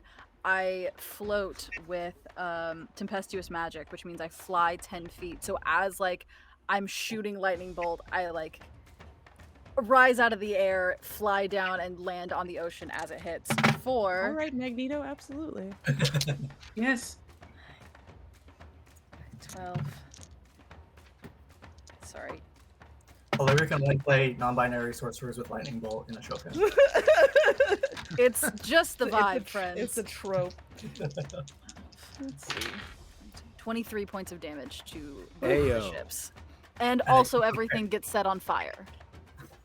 Oh, okay. And I'm sorry, that was directed towards the main ship, the middle ship. No, so it's twin, so it's the two ships that Kyung's not on. Okay. Okay, I see. Cool. Yeah. You do that. You jump into the air. Like you're mad. You like rip the arrow out of your shoulder. Yeah. And then you just take both of your things, jump out of the sky, cast that lightning as it just strikes straight through those boats. I mean, they're very small boats. They're about the same as your ship, and it just goes through. And you As just see chill like and, the like, ocean happy as below they've it been. just. You also see like the ocean below it just kind of like start to spark around. Oh shit, kicker! Roll me a dexterity saving throw since you're down there underneath the water and lightning just got casted and you're wearing armor. And I'm a rabbit though, but so my Yeah. dexterity is great. That is a 17 plus 3, 20. Oh, beautiful. Yeah. Murdered You can sense the way lightning kind of feels in the air, and you seem to dive deep enough to just see the bolt crack through, but it doesn't affect you.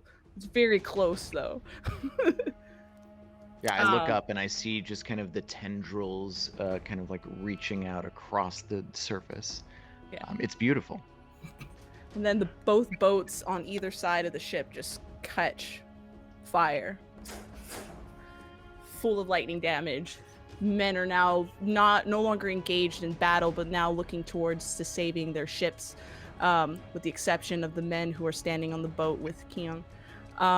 As chill as he's been, this is a wholly new person as they land on the surface of the ocean and take their full movement towards the ship where Mom is. Indeed. Gelfus, Decker, both roll me perception checks now that this loud lightning has cracked through the ocean, and you guys have made significant some noise over this first round. This is 21. 15. 15. As that lightning kind of just starts to kind of dissipate through the ocean and stuff like that, and you see both boats kind of now alight, and now you have an opportunity to reassess your situation. You both know that you're not here necessarily to fight people, you're here to move on for your mission. But as you're kind of like taking a moment, you notice something in the water starting to move. And it's bright, and it's got a light blue luminescent glow to it as it's kind of now darting and diving deeper into the water, and the light starts to kind of dim and diminish. What do you want to do? Galfus, you're at the top of the round. You see that? He's going to call out, we have company, and the third boat that's not on fire, some of our crew is on. Just me. Okay. Just Mom. Well, I don't want to put Mom in the water. I'm one tough mother. Okay, given that, then Gilfus is going to get into the water and maybe like 5 feet, not even get close, but cast. Sorry. He's just going to wave his hands and say, I think we should maybe shrink our time that we're spending on this and cast Enlarge Reduce on the ship and try to shrink the third ship. Oh shit. Okay. Is I there love any you so much. Is there anything I need to do It's a con save. on a boat? God, Yeah. Where's that ship's well, constitution? boats are a little constitutionist. Whatever the word is. Constitutionist. I like that word. I rolled the 15. Yeah, dude, the DC was 14. Oof. Damn. Oh, no. That was Okay. so good. Man, that would have been sick. Yeah, you attempt to kind of do that, but the boat kind of just like, you could see the wood look like it's gonna do it, but it just doesn't have enough strength to kind of close it Seeing and shrink this it. while Tethra's like fucking killing it all around them, he's gonna hold out his hands a little bit more and he's like, got him, it worked. And get back. Got him. God, you. He's gonna play it off. Anything else you would like to do? I'm gonna hunter's mark the guy that shot the arrow at Tethra. Okay. This is a bonus action. Okay. Yeah, you've 100 marks him. He's currently helping to tend to the fire on one of the ships, but you got him. Cool. Decker, you saw something darting through the waters. You're Right. seeing that situations are about. What would you like to do? Decker will snap the haft of the arrow that right as it's kind of like sticking through his armor into his chest. He snaps it off and he throws the piece of it into the water, and he jumps up on the rail of the ship and wraps one of his arms in the rigging and throws another spear at the captain who's the recipient of his hunter's mark. It's going to be an 18 to hit. Yeah, 18 will hit. Fantastic. It's going to be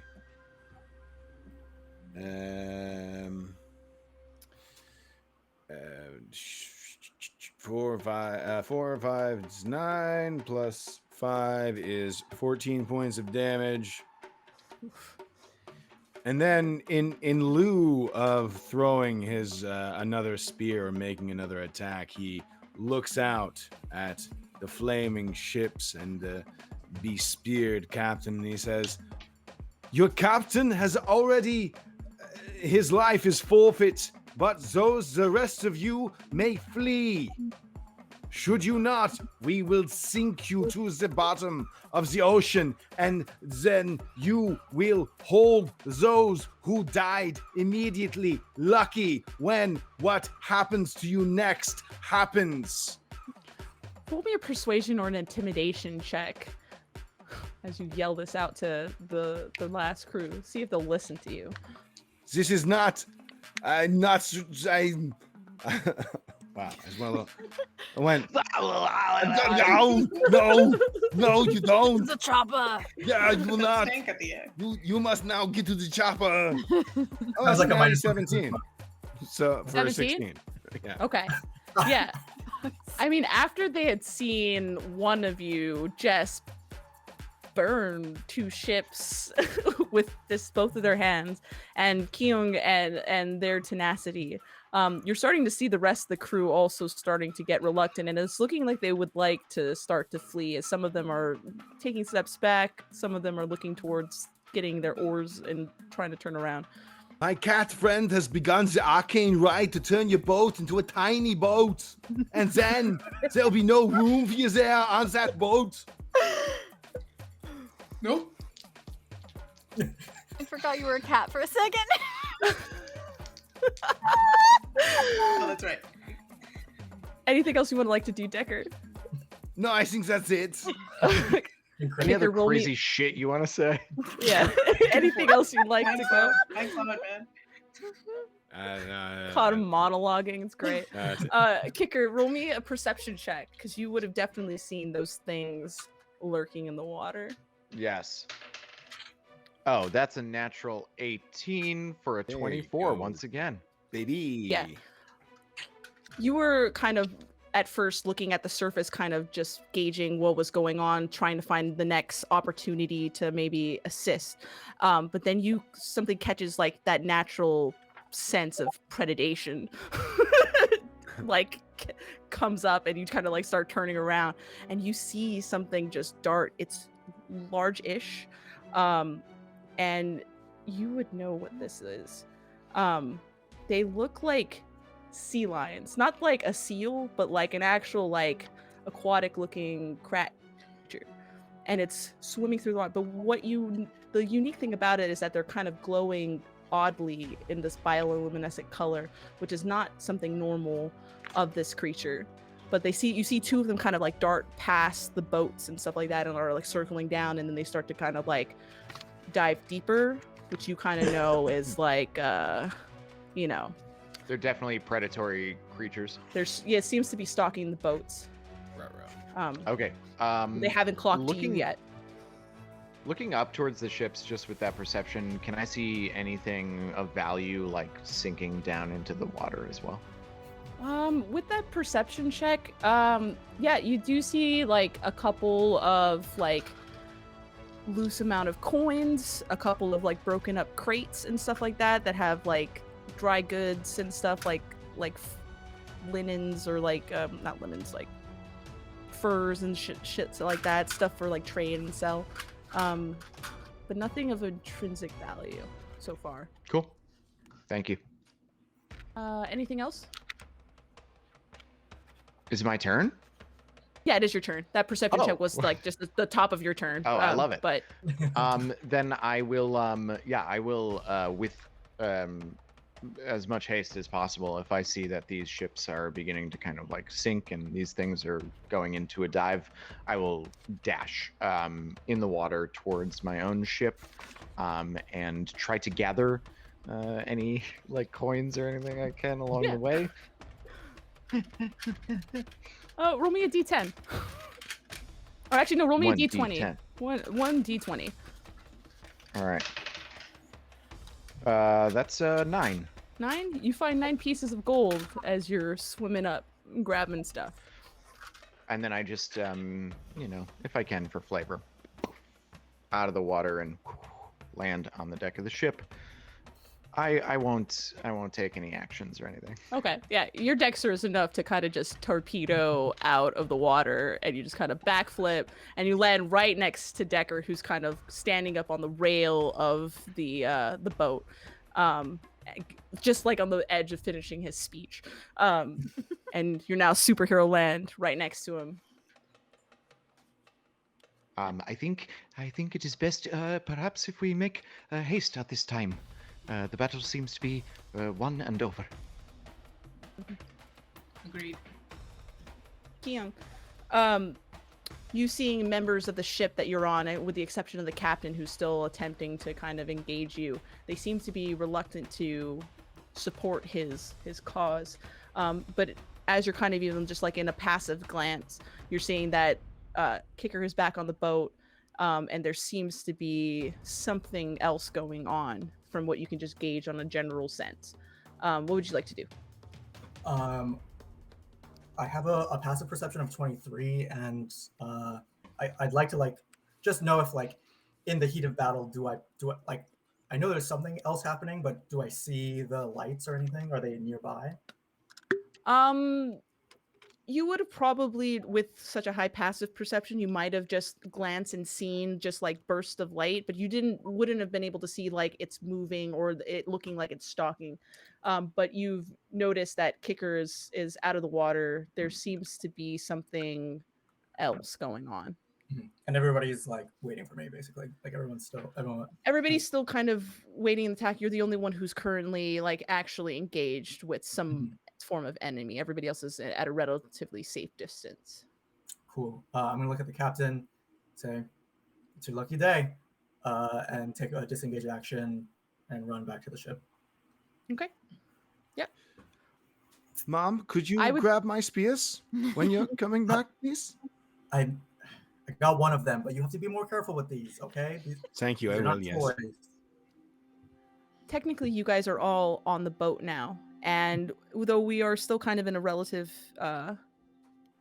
initiative, do you guys intend to keep fighting, or do you guys intend to run? It's time to go. We had our fun. We should go. Okay. I say now we disengage and Tefra and you continue to disable these other ships and leave them to the mercy of whatever it is that is beneath the waves. Absolutely. Yes, I've noticed that there are some sea lions ready to attack. I guess they will attack those who are already destined for the water, perhaps, but I've never seen them luminescent as they are right now. Perhaps we might gain some knowledge from observing their behavior at this point.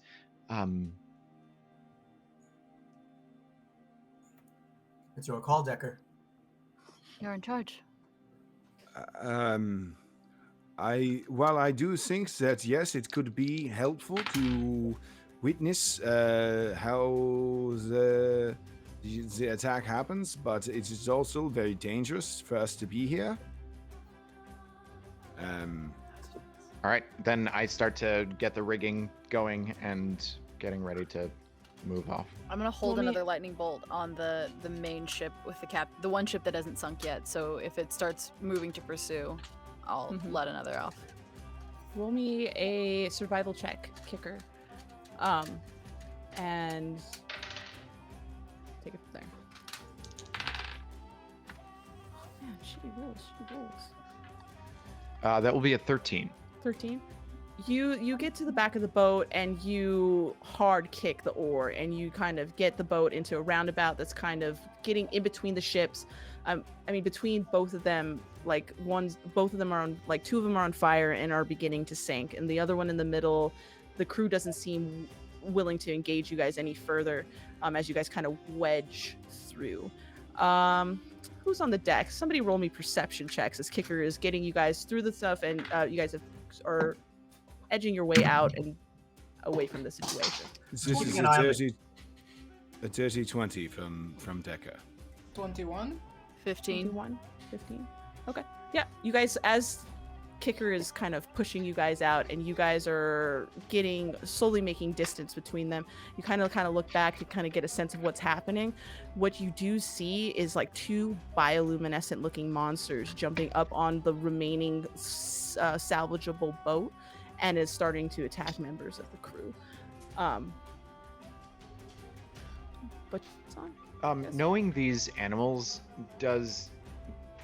I know that they are predators, but is this behavior like normal for them to attack like this? You would have knowledge enough like this. They don't tend to run in pairs like that. They're typically solitary open sea predators. And no, they don't attack in open daylight. And again, they don't glow bioluminescent Okay, like cool. that. They seem out of sorts. But you guys start to make your way further north as the sun starts to kind of turn orangey and purple. And I think time for us to take a break. Yeah. I promised the break. Yeah. Okay. All right. We will be right back. 5 minutes. And yeah.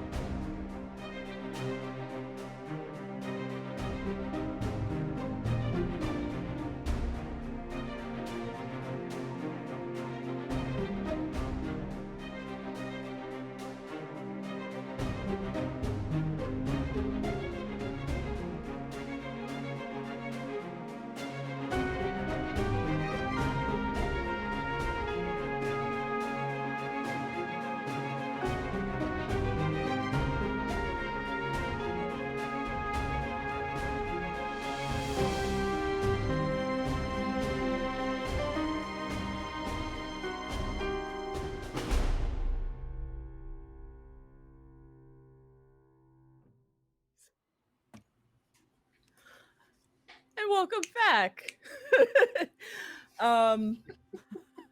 Yeah, welcome back. We're gonna continue on with this one shot. Yeah, absolutely nothing happened while we were away. A very normal Silence. time. We It's a very normal 5-minute break. we got it all Nothing figured out. strange at all. Mhm. We were staying abreast of the situation. Yeah, very good. Very nice. Very nice. Non-stop Very nice. gold. Non-stop gold from Non-stop Lex. gold. Oh my god. Winner, winner, winner. Got it from Mark. Mark was So- pulling out all the stops on our one shot. So I mean, I do what I can. So the day is starting to stretch into the orange and purples of early dusk as you guys are continuing further and further north. You guys are Can I making just a lot of say- haste.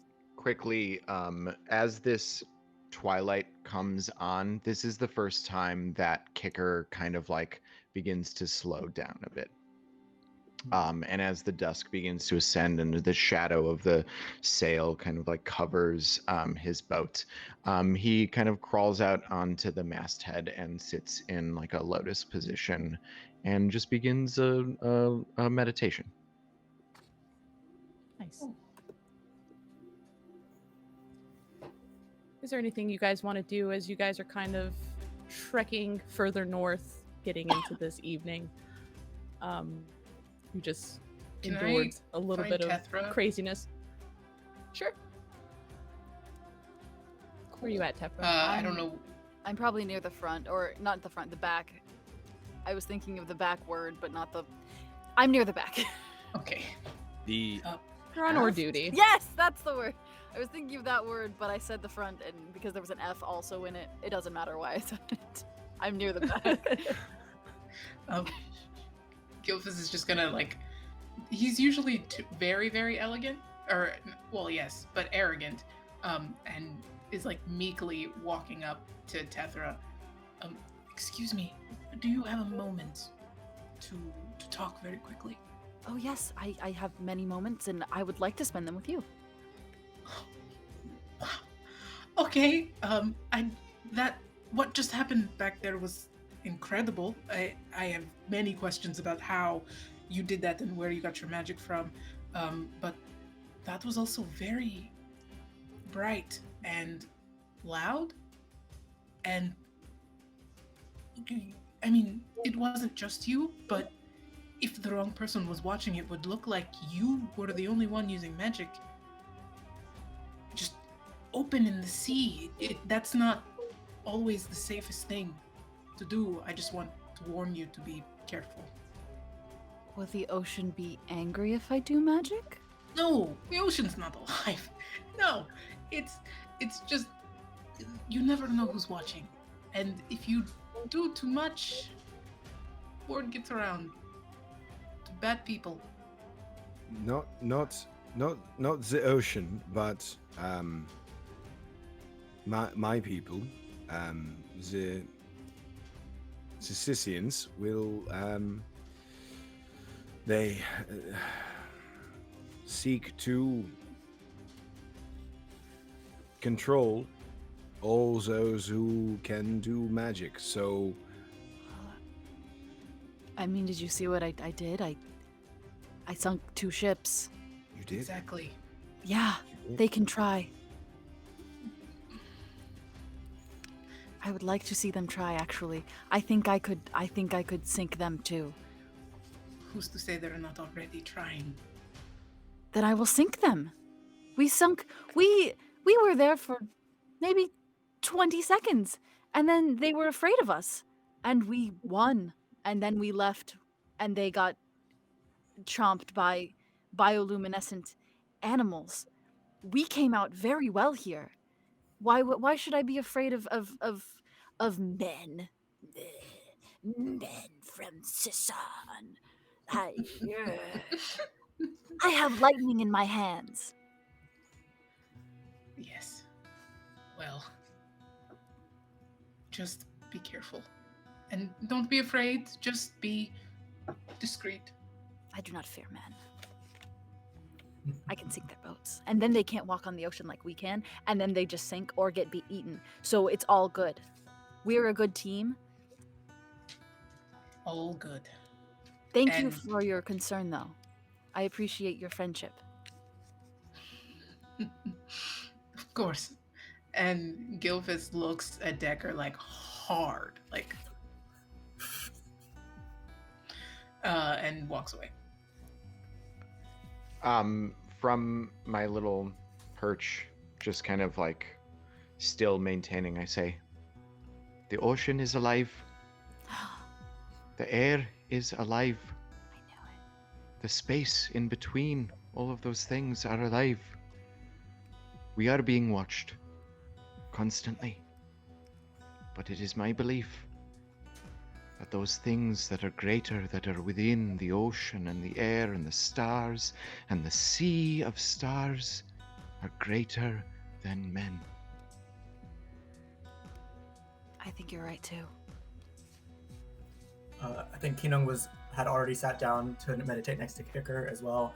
They have they're both clerics of different forms of faith, but sort of a similar practice. And she just goes, "Yeah, men ain't shit." Thanks, Mom. Men are my favorite enemy. This is I trained all my life before I came here to the Sea Striders. I trained all my life to kill as a man, to kill, to be a weapon. But now I have learned that there are other ways, and there are ways to be a sword that is also a shield, and to be an arrow in a bow that protects rather than hunts. I have learned that there are other ways by living with you, with the Sea Striders, and this has become my most important. I don't know the word. I don't know how to say it. This has become my life. To be this, to help you, and to be this, and I think maybe that is why I was chosen to lead this mission, because I have a special this understanding of these people, and perhaps we can use that to our benefit. Decker, Yes. can you tell us all about them so that then we can know all of their bits and the way they work, and then we can take them down even faster? This is my whole deal. Amazing. Yes, of course. Oh, I think Tefra's gonna sit down right next to Decker and lean her head on his legs and just say, "Tell me about them so I can destroy them."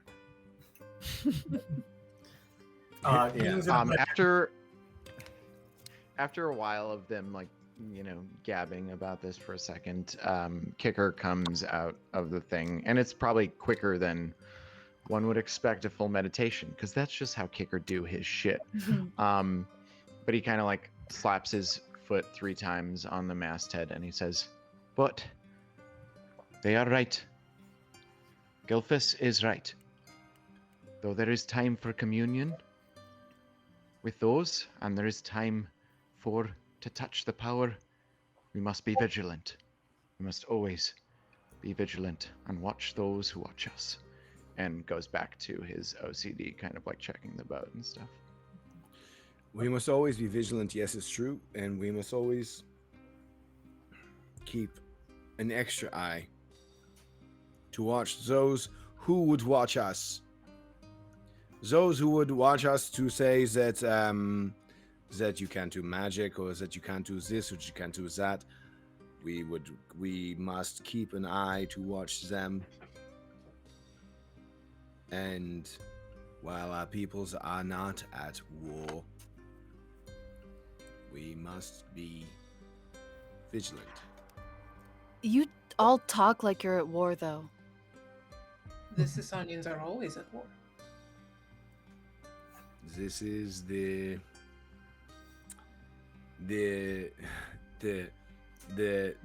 jingoistic teat that Scythians are raised on. The teat of war, the War teat theory, of yes. war. Yes, the jingo teat. Doesn't that get tiring for them? I think they feed on it. It got tiring for me. Yes, that is why I came to stride the seas with you. Oh, Sometimes it is rather not war, but consumption. And consumption to those who are being consumed often feels like war.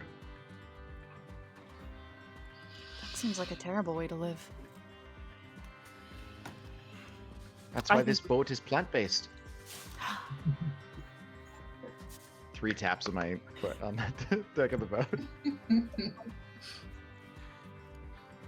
Kicker, you recognized these creatures, the ones who swam and were phosphorescent? Yes? Yes, of course. And I kind of describe everything, and I tell them how they're often solitary predators, but this is kind of behavior that is less natural for them. And if we are seeking a larger luminescent being, perhaps they are somehow, I don't know. I theorize on that. Gilfus in your travels, or Kinug in your studies, or Tefra in your strange to me elven knowledge. Have you heard of things like this, where there can be a creature that becomes bioluminescent in this way? Have I? Have Yeah, can I roll? Perhaps exerts control. Can we roll like a history check? You can roll me a nature check. oh boy. Diff- Oh boy. 18. 16. 18. 16. And what were you guys inquiring? If we know anything You've about seen these bioluminescent sea Yeah. lions. You know, Or if there's from a creature that can like exert its will over other creatures in a way. You know naturally that there are some creatures of the deep and in throughout Ashoka that have some level of like bioluminescence where they emanate a glow and stuff like that. You know that these particular creatures don't have a variation that necessarily does that. And you though have a lot of knowledge of overall nature and the bestiaries over your studies of being in the conclave, there isn't a creature that comes to mind that would actually imbue another creature with light like that or change their behavior in that kind of way. Would I be aware of any like experiments or methods that certain people are trying out? I mean, you do know that up where you are from, there nothing is impossible. Hmm. It's meant to fuel Sasan's goals. So Hmm. it is something that kind of is in the back of your mind, but you're not sure if that is the answer. Okay. I think Keenan's going to be listening to this and then look around for any sort of animals that might be like birds or fish. I know it's getting dark or whatever, but does she see any animals around? Sure. Yeah, you by the time you guys have had this talk and settled in for the evening, it's now getting well into the night. You're starting to see a lot of the stars starting to break through, and it's a very nice, calm, quiet night. You don't see any birds anymore, given how late it is.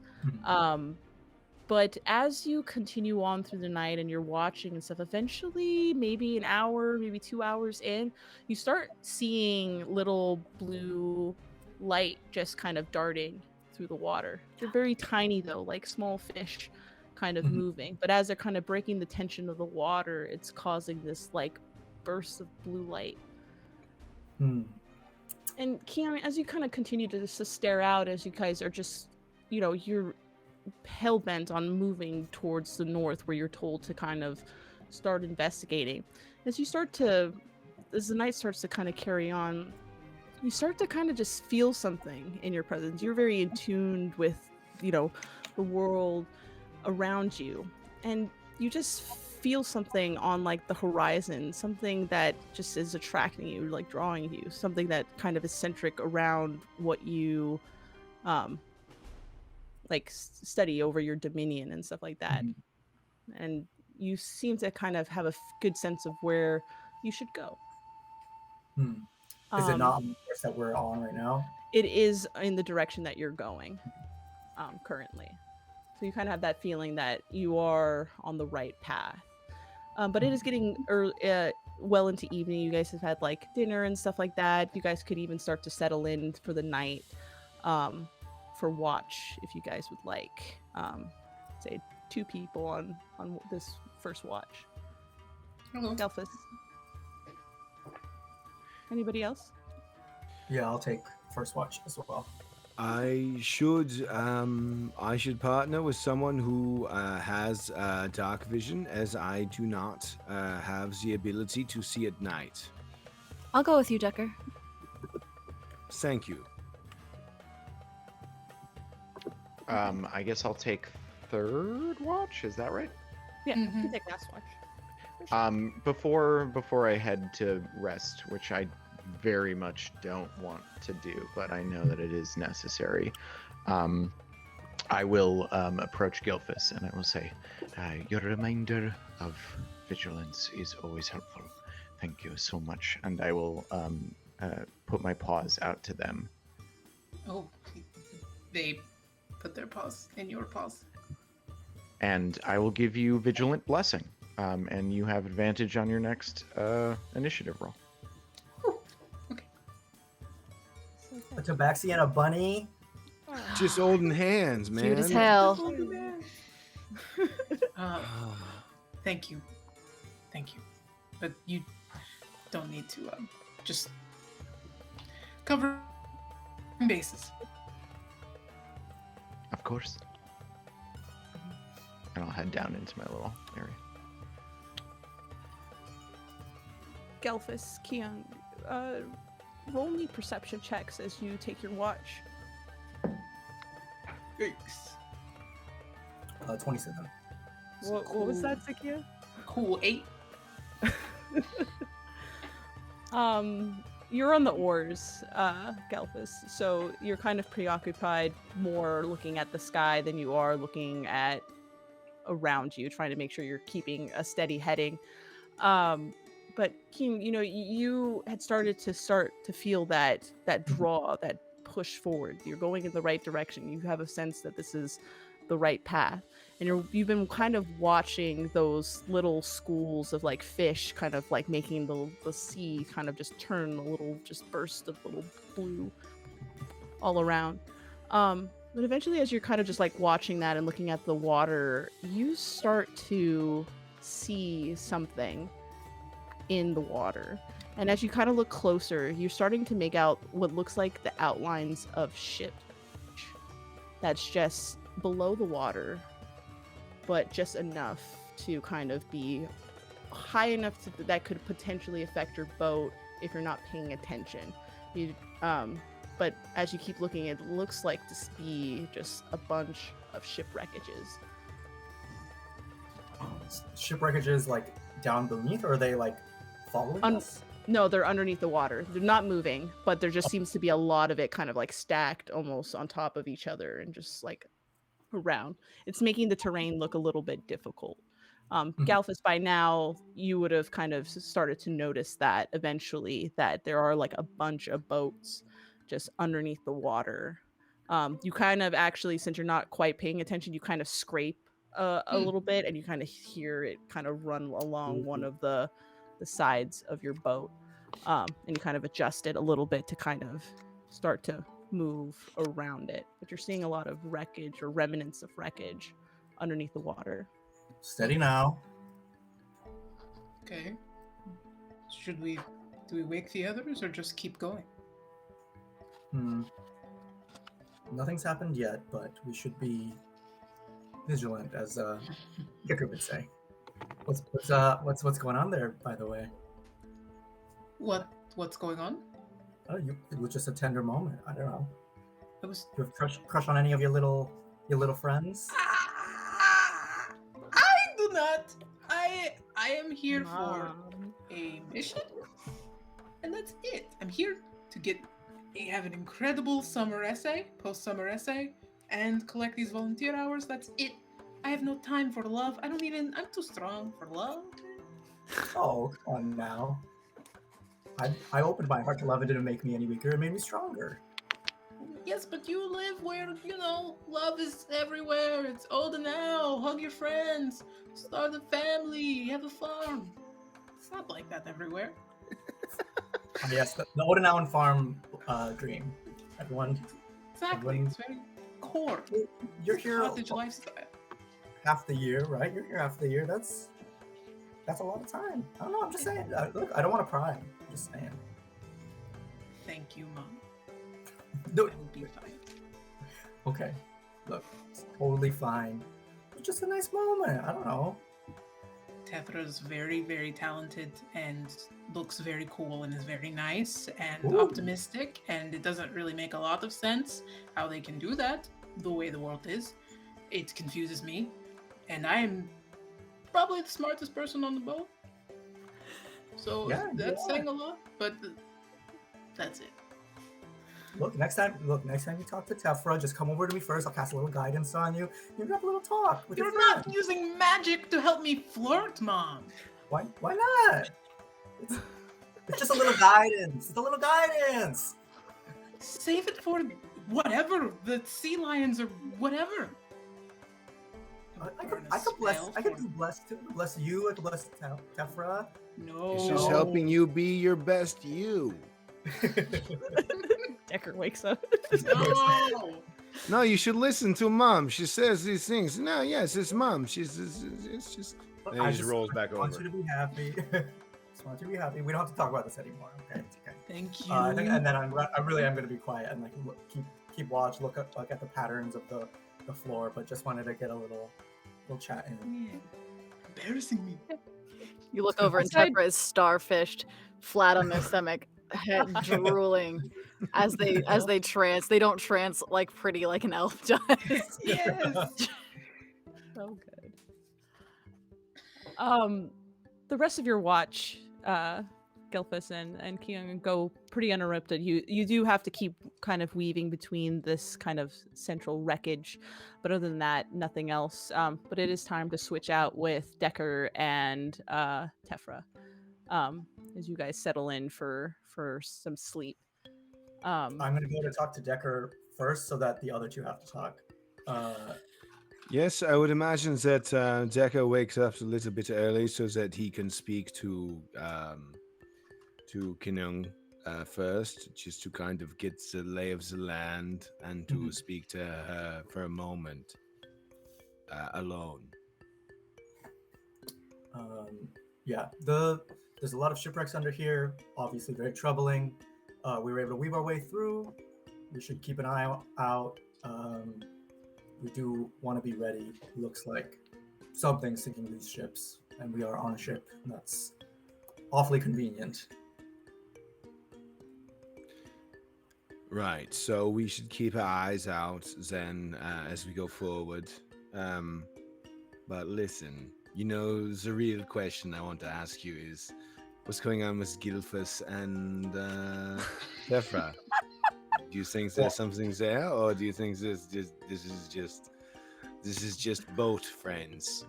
Both, the kids now with the boat friends. It's not. They don't want to be too I mean, serious. it's just boat friends all the time with these guys. They say, "Oh, I don't know, I just having boat friends." There's nothing wrong with just being boat friends, but I don't know, There's I saw nothing wrong with. I'm not saying there's anything wrong with being boat friends. I'm just saying it's Look, I just think Gilphus they're like, good together. That's all. I just Gilphus like. he finds a new spell, or he's doing this. I show him a little magic, but he rattled off a bunch of compliments about Tefra.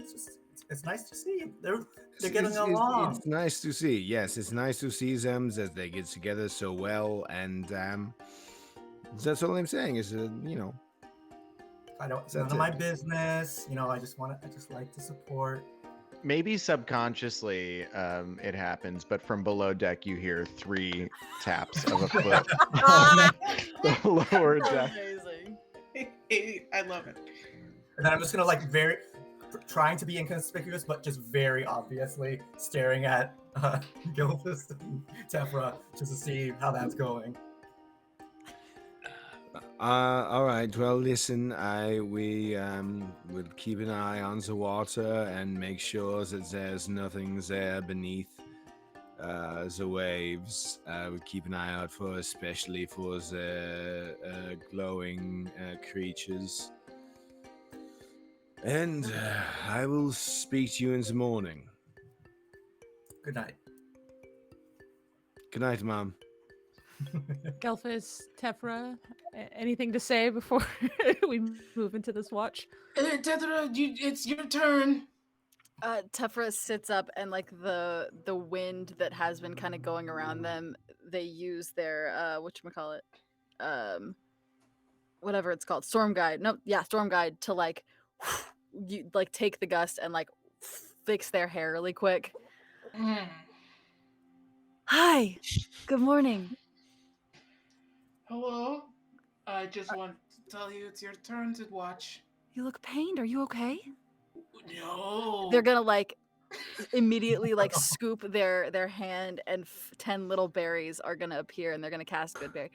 Do you need help? You seem like you just seem unhappy and uncomfortable and pained for a moment. Here, eat these. And I'm gonna take their sweet little hand and like pour the berries in and just like hold their hand in my hand as I think going back to the Sasanians are always at war, Gilbus is just gonna cast mage armor on himself. Whoa, whoa. Are you scared? What's wrong? just launch good berries up. Say, Berries no, everywhere. that was on accident.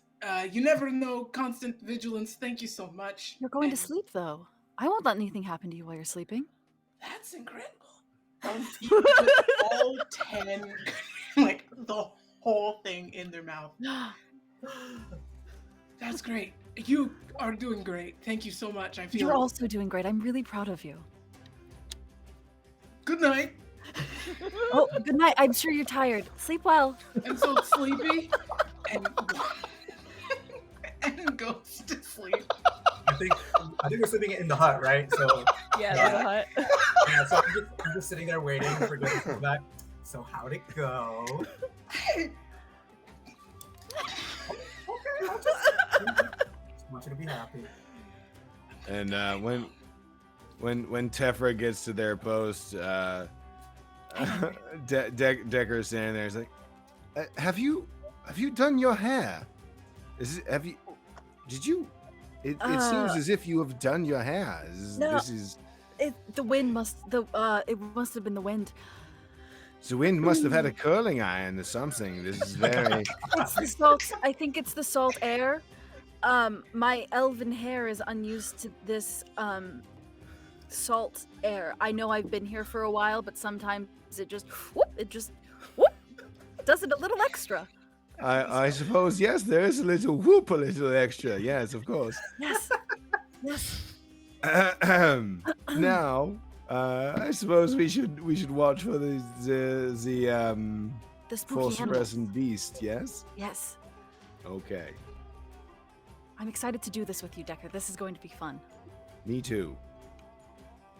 Roll me perception checks. Decker unfortunately rolled me that at disadvantage since it is dark as shit outside. Oh, it's gonna be 13 for Decker. 13. 18 for Tefra. 18 for Tefra. Tefra, since you are the only one with dark vision, you're most likely the one manning the oars. You're keeping the boats off this. You can see more of this shipwreckage, but as you kind of get deeper into this area, you're noticing that like more and more of the sea life seems to be alive and glowing, and it's just now just like shimmery blue looking sea that is kind of glowing out for miles and miles on end. It looks pretty. It's very nice. It's very calm and eerily quiet. It's what Kicker said. It's alive. It's the ocean. Yeah. I mean, I knew the ocean was alive. I lived, in the... But, like, it's so nice to see it.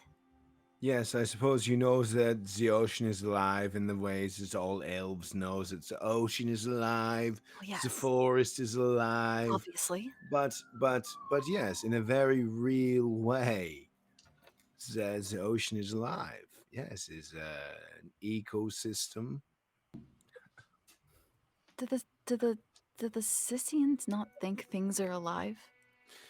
the Scythians think that things are to be conquered. That Why? that there is Defra. I don't know. I wish that I knew. I wish that I could tell them that there is not just a world that is waiting for order to be imposed on it, but a world full of wonder and magic and all these things that we don't quite understand. But the Scythians, my people, say they feel that they must impose order, and so Well, how do they know what's ordered if everything gets ordered? If there's nothing to order, then they don't have order, and well, like what's the point then? these are questions I can't answer. These are the questions that made me stop. These are the questions that made me say these people must be stopped. I'll help you stop them. They make you and Galvus sad.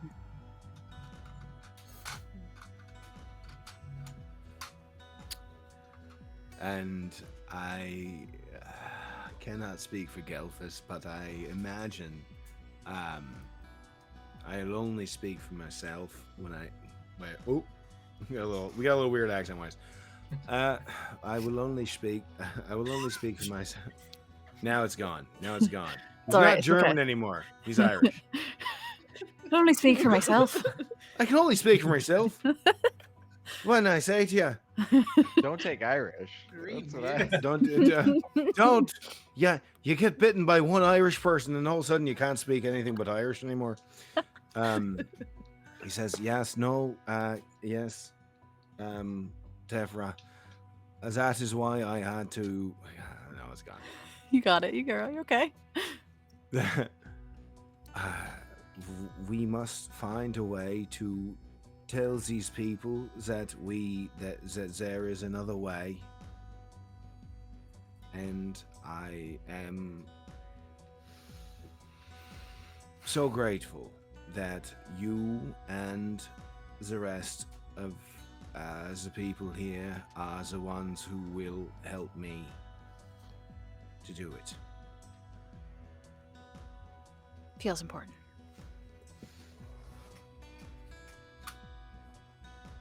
He doesn't say anything Keon. because he's worried about getting his accent wrong.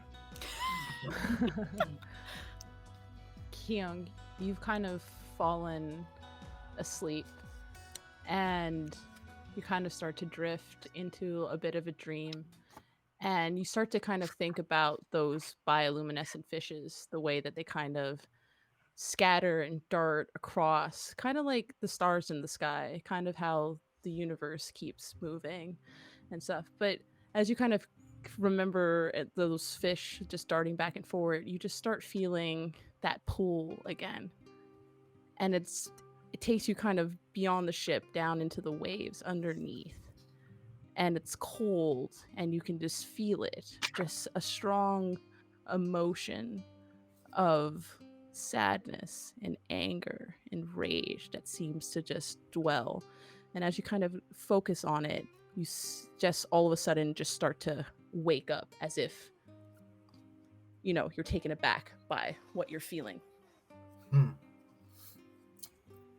What do you do? I think there's tears in her eyes, and she just lets them out and just breathes through it. And like when there's big emotions, like if you push them down and put them away, they're just gonna fester and rot. So she just kind of sits up, takes a deep breath, gets into a sort of a meditative pose, and then just breathes through all those feelings, however long it takes, until they become manageable, feeling them fully rather than trying to push them down. You wake up, Decker and Tefra. You see Keon startlingly wake up and then immediately go into a meditative pose, and you kind of do as you say, kind of allow that emotion to kind of ride and wave, and you feel it. And as you're kind of letting it wash over you and stuff like that, you just get this kind of like whisper in the back of your head that just says, "Stop. You're here." She gets up, puts a hand on, I guess Decker's steering the ship, puts a hand on Decker's hand with the oar, looks and just like, we're here. Then I'm gonna go walk and like wake up Kicker and Gilfus. If we are here, then we are here. Yeah, Kicker, even you, like when Keon kind of wakes you up, though you're not of the same dominion, but you are someone who is in tune with a higher power or the world and stuff like that. You too feel this weird, uncomfortable pressure. Like kind of like, you know how an animal kind of has an instinct that something is bad here and you shouldn't be here. You should move on. That's a feeling that kind of washes over you as Keon gently wakes you. We're here.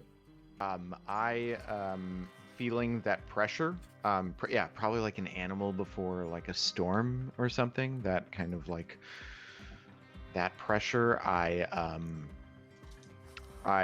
switch into my like very active mode, and I go to check on everybody. I make sure everybody's awake very quickly, and everybody except for Decker has dark vision. I don't have dark vision. Okay. Oh, okay.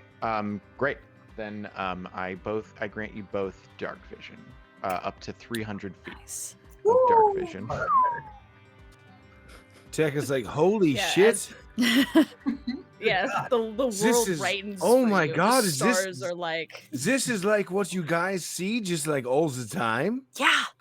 Yes, half the time. Yeah. Yeah, It's called Eyes of the Night. It's a broken feature for the for the Twilight Cleric. I can grant 2 creatures I see within that I can see within 10 feet of me, 300 feet of dark vision, which I also have.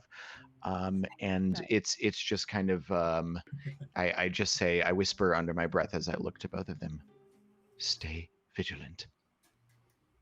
Very good, Kicker. I don't think I have any choice now but to stay vigilant. I can see everything for 300 feet. You're the who? I just throw a dagger and it smacks a seagull out of the air. Oh, He was stealing my wallet. It's not. He was a bad seagull. oh, okay. Then he deserved it.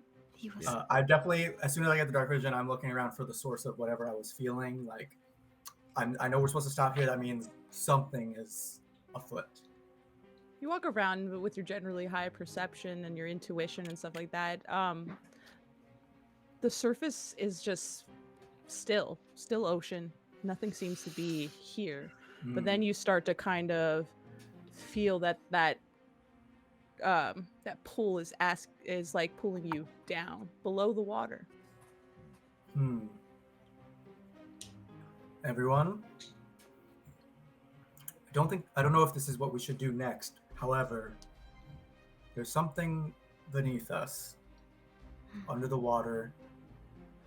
I believe it's what we came here to deal with, but it's nighttime, and diving into the dark seems ill-advised. Decker, captain of the mission, what do you think we should do? I think in this moment that the best thing to do is to, for me to say, the best thing to do is to listen to Mother and say, what do you say that is the best thing to do? She's going to take out the gem of brightness. And is going to I'm gonna tie a rope around it, and then say the command word, maybe a command phrase, let there be light, and the gem sheds bright light in a 30-foot radius and dim light for an additional 30 feet. This doesn't expend a charge, and I'm gonna like slowly drop it into the depths below to see if there's like anything that we can see as the light kind of travels down towards the bottom. Okay. Yeah. As you put the gem into the water and slowly as it sinks below the surface, the initial thing you can see is more and more and more shipwreckages. It's a lot of it, and it just, as you keep going down, you start just seeing more of the shapes of just in that 60 radius of just ships. But it seems to be like the more as it goes down and you look further, it seems to be in an odd shaped looking kind of pattern, as if it's kind of like rippling out from one area and like going into a centralized point. It's in There's some sort of epicenter where the There's ships are. some type of epicenter, yes. Are there any animals in the water right now, Eli? Yeah, you can see that a lot of like schools of fishes, like a level of sea life has come to like make home here, so that this has been here around long enough to attract these kinds of animals and for them to start making settlements and homes out of these several wreckages. Do the fish seem as if they are perturbed by these wreckages, by this energy that is here? They seem unbothered by it, but they all have that luminescent glow about them, as they are shifting through the water. I can go ask them. Yes, I You read think my that mind. this is a good idea for you to ask them, but please, when you ask them, stay on the boat. I don't know if I can do that on the... Well, they're in the water and I'm out of the water. You would know that you have a fishing rod. Just put your head under the water. Oh, You want that's me to get you a fish? I could get you a fish. Oh yeah, why don't you get a fish for Tefra? That's a great idea. if you can. Yes, please bring a fish in for questioning. That would be awesome. Actually, yeah. Can you go get a fish? Sprints to the edge of the boat and tries his best to catch a fish. So backseat speed. You're gonna catch it just with your hands. Meow. I think at this point, You do Yelp know is that you have in a fishing rod on ship. yes, no, I am aware. He's gonna, like, if he has to get all the way in the water, like, Noodling. that's fine. Whatever it takes. It's a cat. Immediately. Roll a survival check at disadvantage. I mean, that's I fair. forgot I can stand on the water. Fuck. I just want to say in this moment, there's a lot of debate, fishes as to the plural of fish. I've chosen to use the word fish as the plural. Thank you. So I rolled 2 19s. 2 19s. Yeah, do it. Yes. With survival, Well, you had to. that's a minus. Oh, is that -1? Was that a -1? Okay. Yeah. Okay, the 18 is fine. Yeah, you jump onto the surface of the water, and as you kind of jump on the water, you break the tension of the water, and it kind of glitters with blue light. You're like, you kind of get down low. You kind of do that thing that cats do. Yeah. Your eyes start to get a little wider. You're looking a little pouncy.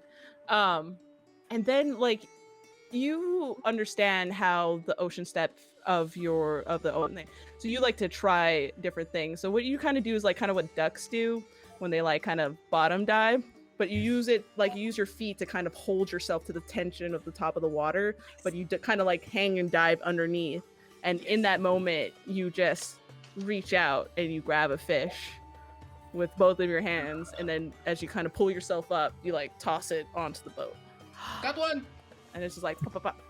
But you're wet now. Galfitz, that's amazing! Thank you. I'm gonna cast Shape Water to like give it a little like pool to breathe in, kind of, or like Thank you. it's like a little like Yeah. 5 Please, foot thank of you. water. Or Do not whatever. kill it, please. He doesn't just It's throw okay. a dead fish on the boat. We want to be nice. If Heifer's going to speak, this very well caught fish. Like no, Gilfus. Yeah. Gilbus, you come Is- back, yeah, dripping wet. should at Yeah, least be full, like- comfortable. Whoosh, like full body shake. Galvis, you did a great job. Your hair is all like Yeah. puffed out and fuzzy. Full frizzy. Yeah. Thank you. So Um, All right, so you're gonna talk to this fish. Yeah, with friend of the sea. Okay. So what does Friend of the Sea do exactly? Like, It you- lets does me, it speak with animals? It's using gestures and sounds. You can communicate simple ideas with any beast that has an innate swimming speed. Okay. It's the Aquaman spell. Yeah. I'm gonna So let what do this you- out. So, And then I have so a what do you want to spell. tell this fish then? Hi, we're looking for. Thank you, Jojo. For weird things, that glow. A lot of things glow here. What? And also, there's a lot of ships that are down here. What's up, man? It glubs at you because it's a fish and it doesn't talk. Right. Mhm. Right. I realize that doesn't mean I can understand. it. Right. Cool. It's like Yeah. swimming circle, like random circles, because So- it's only a small little orb, it's just going in circles. Tefra doesn't want the others to know this, though. So they're like, Okay. oh, I see. She's incredible. Very interesting. Do you see how she can speak to the fish of the sea? Never Can I- This is can I why get it's, check it's this? very important that we have her here, that we have them here, that they can speak to these fish. So what are you gonna do? You were with like, this I fish? won't take speak with animals because I have friend of the sea. So Entirely. That is exactly what happened. I'm gonna I'm gonna, and I'll turn to the others and say, this fish has seen so much. I can't tell you everything that's happened to this sweet man, his family. His wife was eaten by a barracuda. Roll a Only one deception of check. his- Some yeah, backstory. I need insight checking this out. This is Yeah, anyone who wants to insight are welcome to. Absolutely I- not. Now, That's a trust. Decker's into it. I mean, Yes. I have to. Yeah, then that's what I do. then we must do what we can for this fish. Deception's a 22. Yes. Anybody higher than that? I got a 23 Mom insight. Can't Oh. lie to your mama. always knows. I- Mom always Cute. knows. At first you were on track with it, but the more that Tefra just continues to explain the story of this poor fish and his fell down a family and whirlpool. all of that stuff, the more it just starts to become very unbelievable. But listen, And, if I'm looking, we also at we must help this fish. You're right. Yes, we should absolutely help this fish. I'm gonna look over at Gilfus, just be like in awe. They're incredible. And be like, all right, I'm not gonna mess with my Envy Child's game. Yes, we should absolutely help this fish. Mhm. Horrible what happened to him. Then I'm gonna cast Speak with Animals on myself and talk to the fish. Because the fish is like, what the fuck is going on right now, dude? Yeah, as you I was just fucking swimming around. This fucking elf grabs me out of the water, starts Cat. yelling right in my face, bro. Oh, this Yeah, you cat just- starts fucking yelling. You just hear the screams of a blubby little fish. Oh, Who the honey. last thing it saw was just a cat. And it's just like And I'm in the rotating background around. screaming. I'm like, "Help!" I understand this story. Decker ate one of my brothers when we first met. This is not exactly true. I did not. Decker, how could you? No, Everybody, it was that's He was simply a very misunderstanding. short. Don't worry. He was Don't That's very worry. calm short. emotions on everybody, including the fish. Okay. Let me roll- see. This I is believe it's a wisdom. calm emotion. Decker just looks at Kicker and he's like, it's a charisma saving throw. he looks Charisma delicious. saving throw. So everybody roll me a charisma saving throw to see if you were affected by Keon's calm emotions. DC is Chill 17. out. 17. Meets it, beats it. I fail. so I am well affected. Also, if you're an elf, you have advantage on charm stuff, so you can roll this with advantage because it's a charms effect. I'm just a regular man. I'm just a regular human being. Yeah, you start to just chill out. Just I'm all this feeling emotion in the area very just kind of chill right relax. Like a roll a charisma saving throw at advantage for me, please. Cool. Sorry. Charisma saving throw 22. Gotcha. Okay. Yeah, you can get- Yeah. Kicker, were you failed or succeeded? I failed. Yeah, Kicker and Decker, you kind of slow down and kind of chill out, relax a little bit, and everybody Yeah, kind of about settles this. into a quiet I left it conversation. behind long ago. Yeah, I think this is also one of these type things where it's cool. And we just move to the side of the boat and have like a nice long kind of like simple Yeah. talk. Yeah, Listen, I'm worried about the brother fish. was a very tasty rabbit. I didn't know. At the times that Cute. And that fades into the background. there was such a thing as smart rabbits. Kian, what are you doing with our dear fish? And just like, so he stops screaming or whatever. I'm like, okay, well, I'm gonna put you back. We're not gonna hurt you. We have some questions. Have you noticed anything strange in these waters lately? It's a fish, so it doesn't have a lot of intelligence, so it kind of just keeps murmuring about the light, the bright light, the scatters. It keeps us safe. It's Oh, made us a that's home. nice. It's made us a home. When does the light come?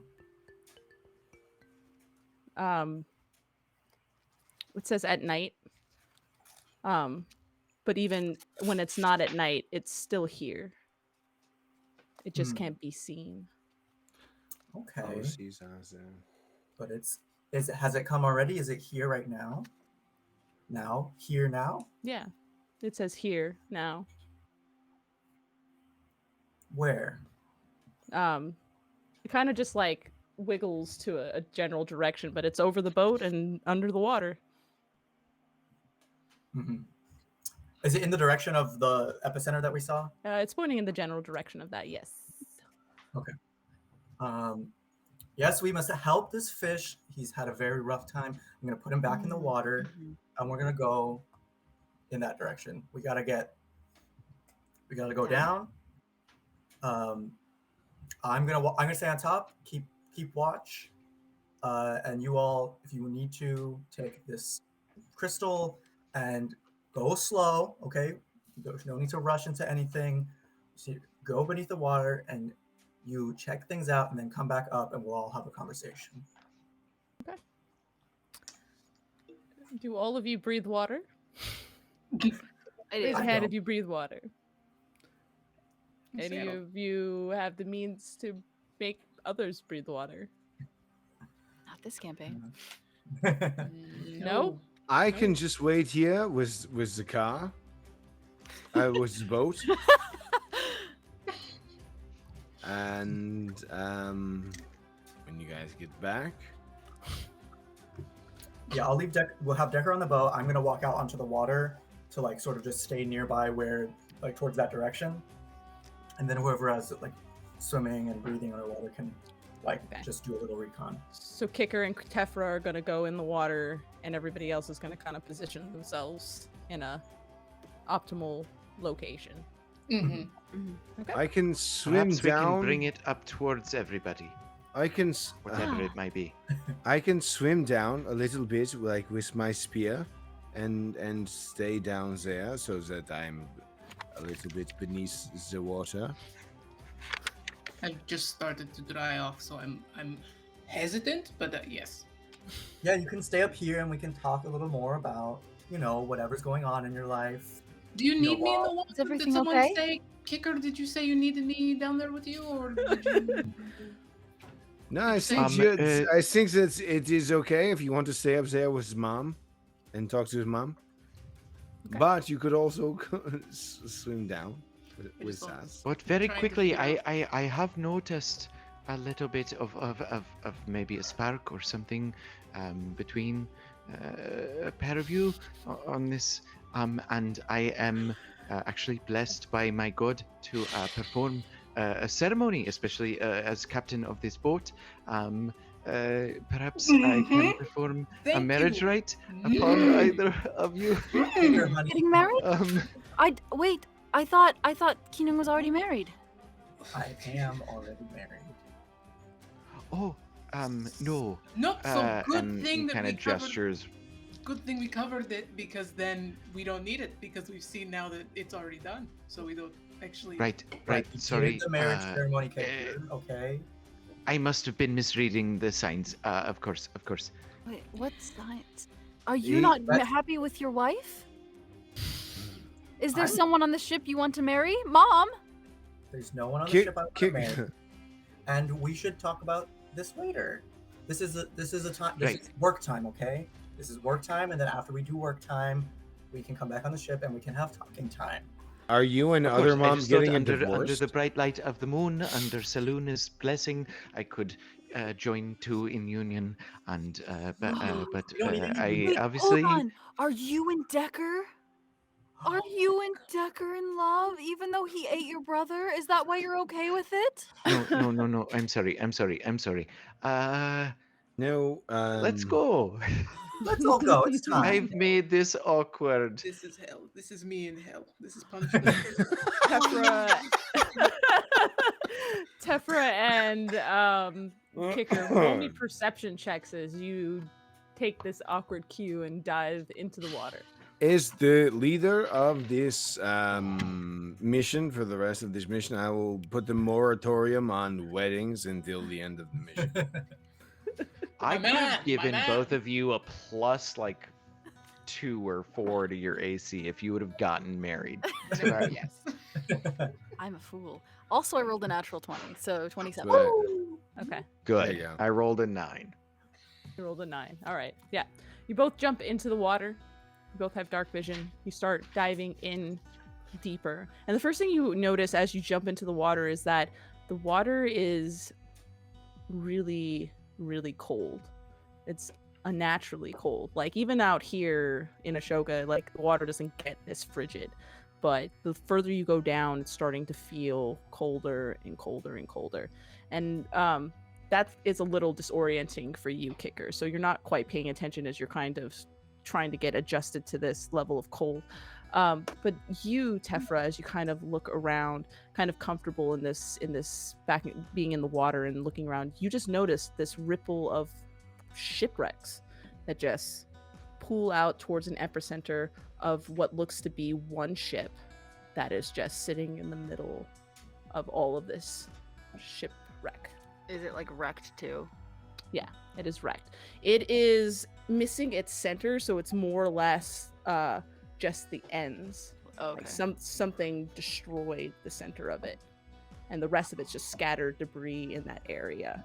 But you approach it and stuff, and you kind of scan it, and you manage with such a high roll to get the name of the boat on the side, and the name of the boat is the Cat's Ire, and that's the name of the ship.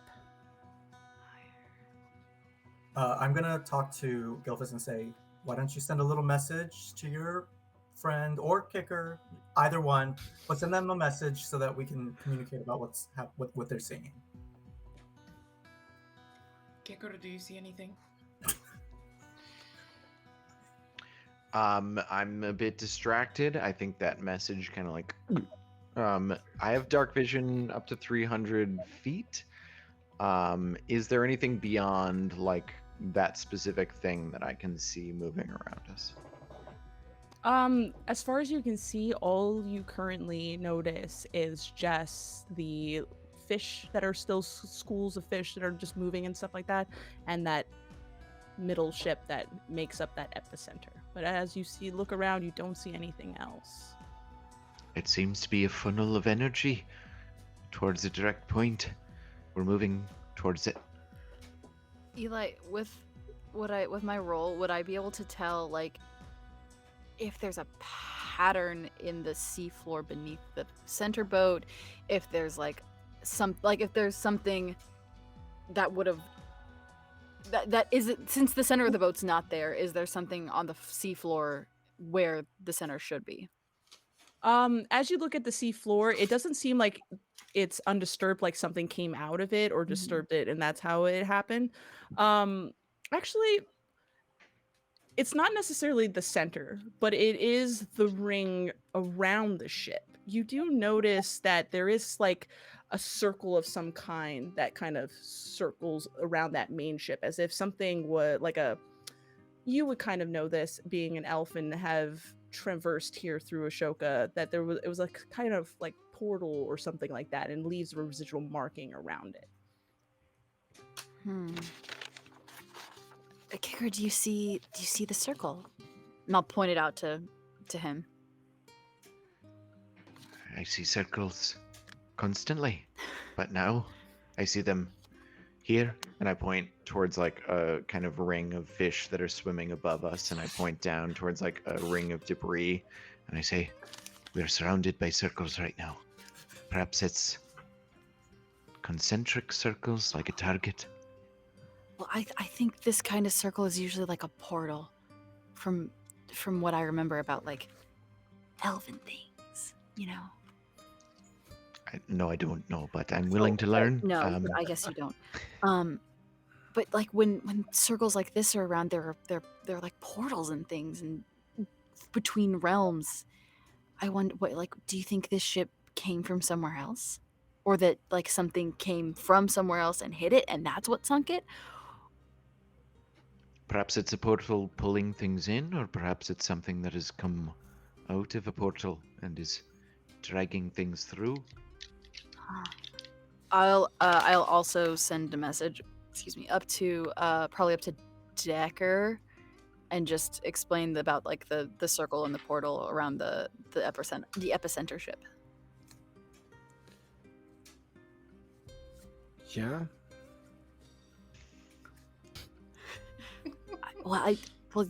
Another message. Like you're in charge, so do you want us to go look? To go look. Listen. I believe I was chosen to lead by the fact that. Wait, no, it's gone completely. It's gone completely Irish. No. I believe that I was chosen to lead. So because that I has the idea that you should follow your ideas. So please go. I can't tell if Decker does want us to go. Cool. That last Yes. part, it took a minute to get there. I'm saying to Kicker. So Decker wants us to go check. Two hind legs, boof, boof, boof, boof, begin beating through the water down towards the center of this thing. Yeah, I try to keep up. So you guys are going to go into the center of the boat? Decker's in charge and he said to go, so Roll I guess. me investigation checks if that's what you're doing. No, this one's better. Oh, that's a nat 19. I want to be Oh, very good clear. bonus. I want to say that go and do it. If you think that it's the thing to do, then you should go and do it. And that is what Decker That's a says. Chuckwoolery 2 and 2. 22. That's 22. Okay. The message So- spell has ended long before now. Yeah. Just talking. He's just Going talking for to it. himself on the deck of the boat. So like, listen, guys. I just think that this is the time. It doesn't last that long. It doesn't. It's not. Kicker. It's not like a new tweet. You Tetra. only have like 120 characters. Yeah, Oh. Kicker Tefra, you guys go into the center of this ship, or what is the remnants of it, and you start to just take a look. You do notice scattered amongst the wreckage are bodies of people. You're going through the kind of the tunnels and the halls, and you're just seeing what looks to be just a typical merchant ship that was for some reason just blown out. But as you guys kind of go towards an area which would probably be, given the type of ship it was, would be where like a captain's quarter and something like that, and you kind of push open that door, you start to feel something very large moving around and pushing through. And you start to see the way that the light, the bioluminescence that you've seen of scattering, fish and stuff like that, starting to also kind of do that, but it's starting to just get bright. And it's like making a whole glow around you all. I need you both, and as well as the people up top, to make me a deck save. Okay. Dex save. Boop. Hmm. 15. I also got a 15. Ooh. Nice. I 4. got a 25. 25? 7. 4? 7. 4. Those who have failed, I'm just going to tell you guys right now.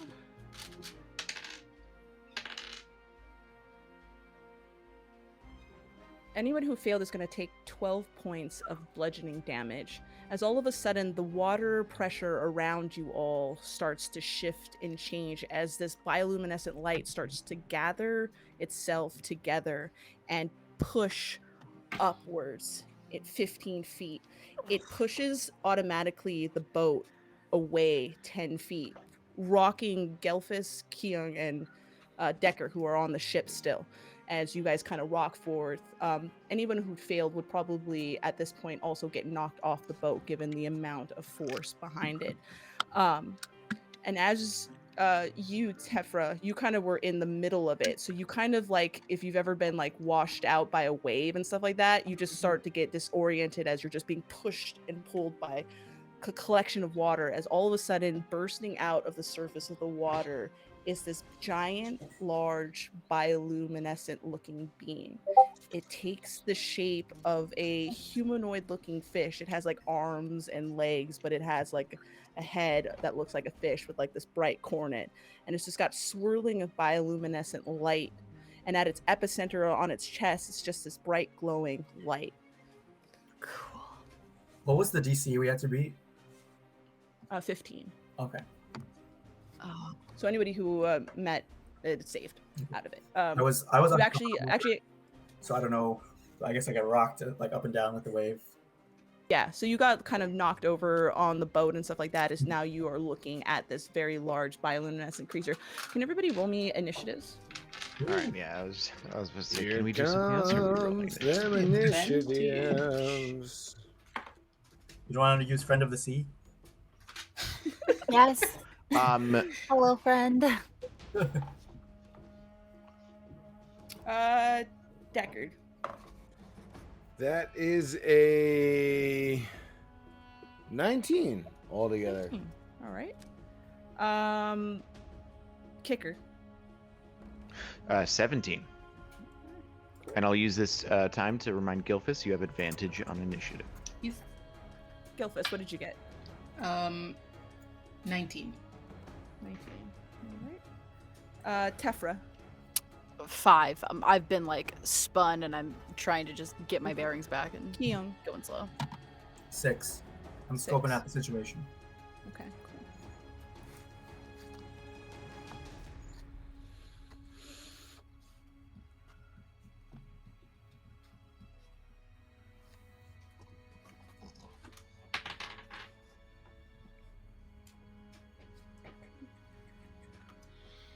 Perfect.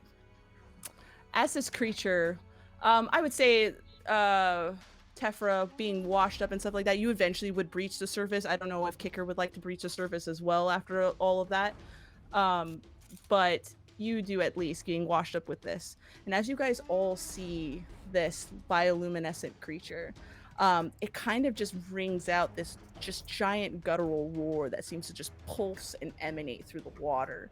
And as it does, like, actually, Kicker, you would see this. You see all the ships that have been kind of laid out and stuff like that start to kind of shake and rumble as they start to just kind of break and start to rise through the surface. Roll me a deck save because you're getting caught up in all of this as you're still underwater. 14. 14. You manage to kind of duck and weave and stuff like that, enough to get you through the surface. But as you kind of breach it, all of these ships start to kind of now breach out of the water all around you and kind of stacked around, making this kind of terrain of some sort out of all of these broken ships. They all look and appear to be merchant vessels, and they all possess still their contents, their crew, and everything else that they were carrying. But it's now just laid out in different heights and stacks, and this creature just radiating this rage. Galphus, you are first on the order. What would you like to do? We are going to cast Hunter's Mark. And we are going to start a Blade Song. Okay. Just so I can beef up what little AC I have. Yeah, that's all we're gonna do. How far away are we from this creature? It's like right here, right? You guys were pushed 10 feet back because you were on the boat, so I would say you're about 30 feet away at this point. Okay. Actually, yeah, no. Hold off on the Blade Song. We're just gonna do a Firebolt. Okay. Go for it. Oh. Does a 24 hit? A 24 will hit. Hell yeah. And that is boop with boop. 9, 5, 14 points of fire damage. Okay, yeah. Or Yes. Yeah, you cast Firebolt from the ship, and it hits into this creature, and it immediately just makes steam, and it seems to kind of separate in the spots that you had made. Anything else you want to do? No, that's it. Okay. Decker, you're up. So, Decker looks to all his friends, all his people, and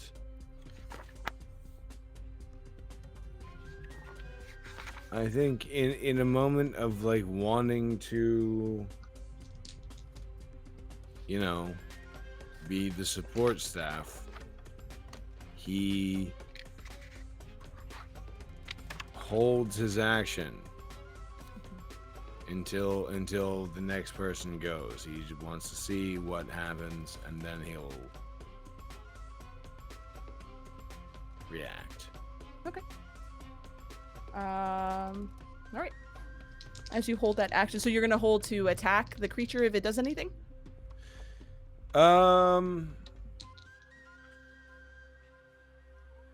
Yeah. We well, no, you know what? Let's just say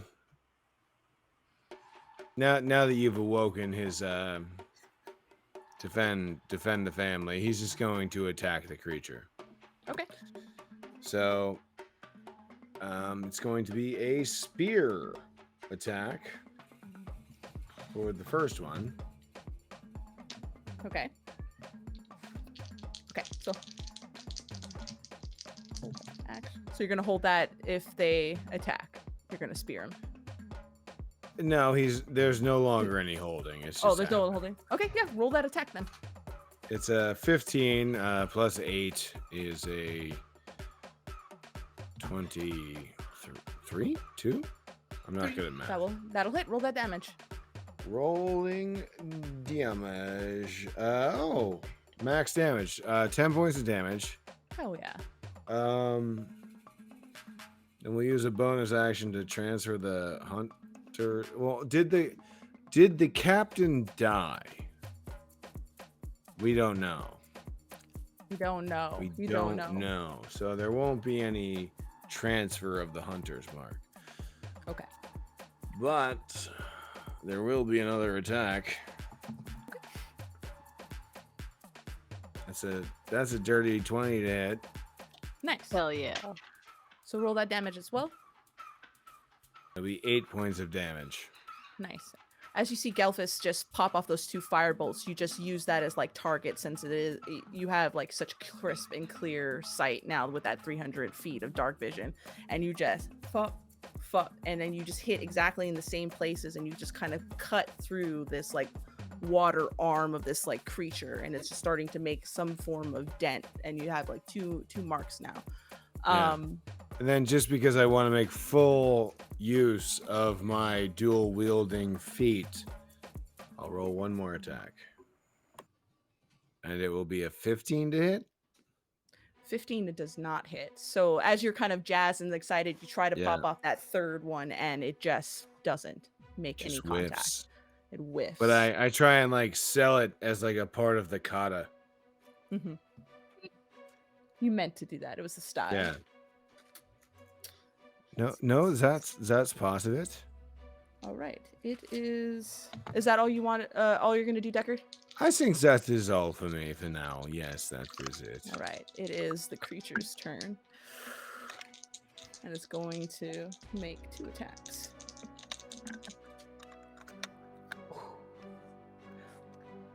One is a 5. The second is a natural 20. Oh boy. Mm-hmm. Who can it What be is it now? against? On whom? Just 1 second. One is for the boat. Oh, it's a boat. That's the Oh, The vegan gonna go boat. for the worst boat. thing It's you a could say to vegan me. boat. gonna go for the boat. This boat is only made of vegan materials. It's never harmed anyone, literally. Literally never harms anyone. It's made out of Ooh, plastic. lucky I rolled low on that. Does The your boat is going Eli, to you take. didn't send me stats on my boat, so So, Nice boat. so impervious, right? 1,000 hit points. your boat has immunity to all. How is your boat just made Um, of oat milk? I don't understand. The first slam is just going to be directly against the water, and it's got enough weight to it that you could just feel it rum.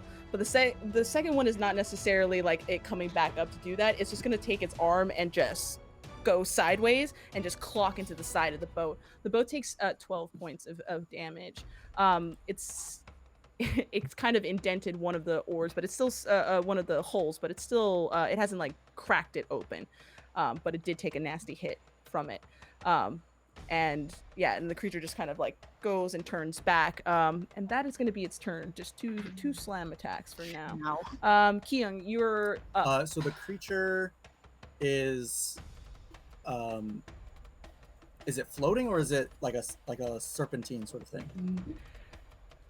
It's not floating, it's coming out of the water. So like the water is making its overall form. Oh, And stuff, so it's coming through the water. And it's wrapped in like a bioluminescent light. It seems to kind of ebb and flow. And then at the center of its chest is a circle, a bright light circle. and that bright light circle is how far above the surface? Far above the surface top, I would say it's about 12 feet. Okay, so not melee range. Okay, so what I'm gonna do is I'm going to get up close to it and then misty step above it so I fall onto its head, and try to like hold on to it. If like I can do grapple stuff, or I can do I guess, yeah. What should I do to accomplish that?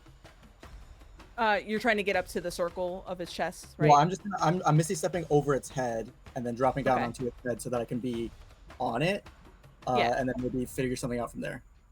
Okay, yeah. So you kind of gauge the overall like distance, and you know you can make it. So you immediately just misty step, and then you kind of like are right above it, and you manage to land on its shoulder, kind of in the area where it's already taken some overall residual damage. But because it's made out of water and you're a sea strider, you can technically stand on it. Standing on it. So now you're standing on this 15-foot creature. What do you want to do now that you're here? I'm I actually will say the creature will take a reaction because you are Sure. technically I think approaching on that's- them. That's fair. Does a 14 hit? Does not. No. Okay. Yeah, as you like land on it, the creature kind of notices that, and then it goes to kind of like swipe at you, but you manage to kind of slide down far enough where it just misses the arm. But you're still hanging on, ready to do. What are you gonna do?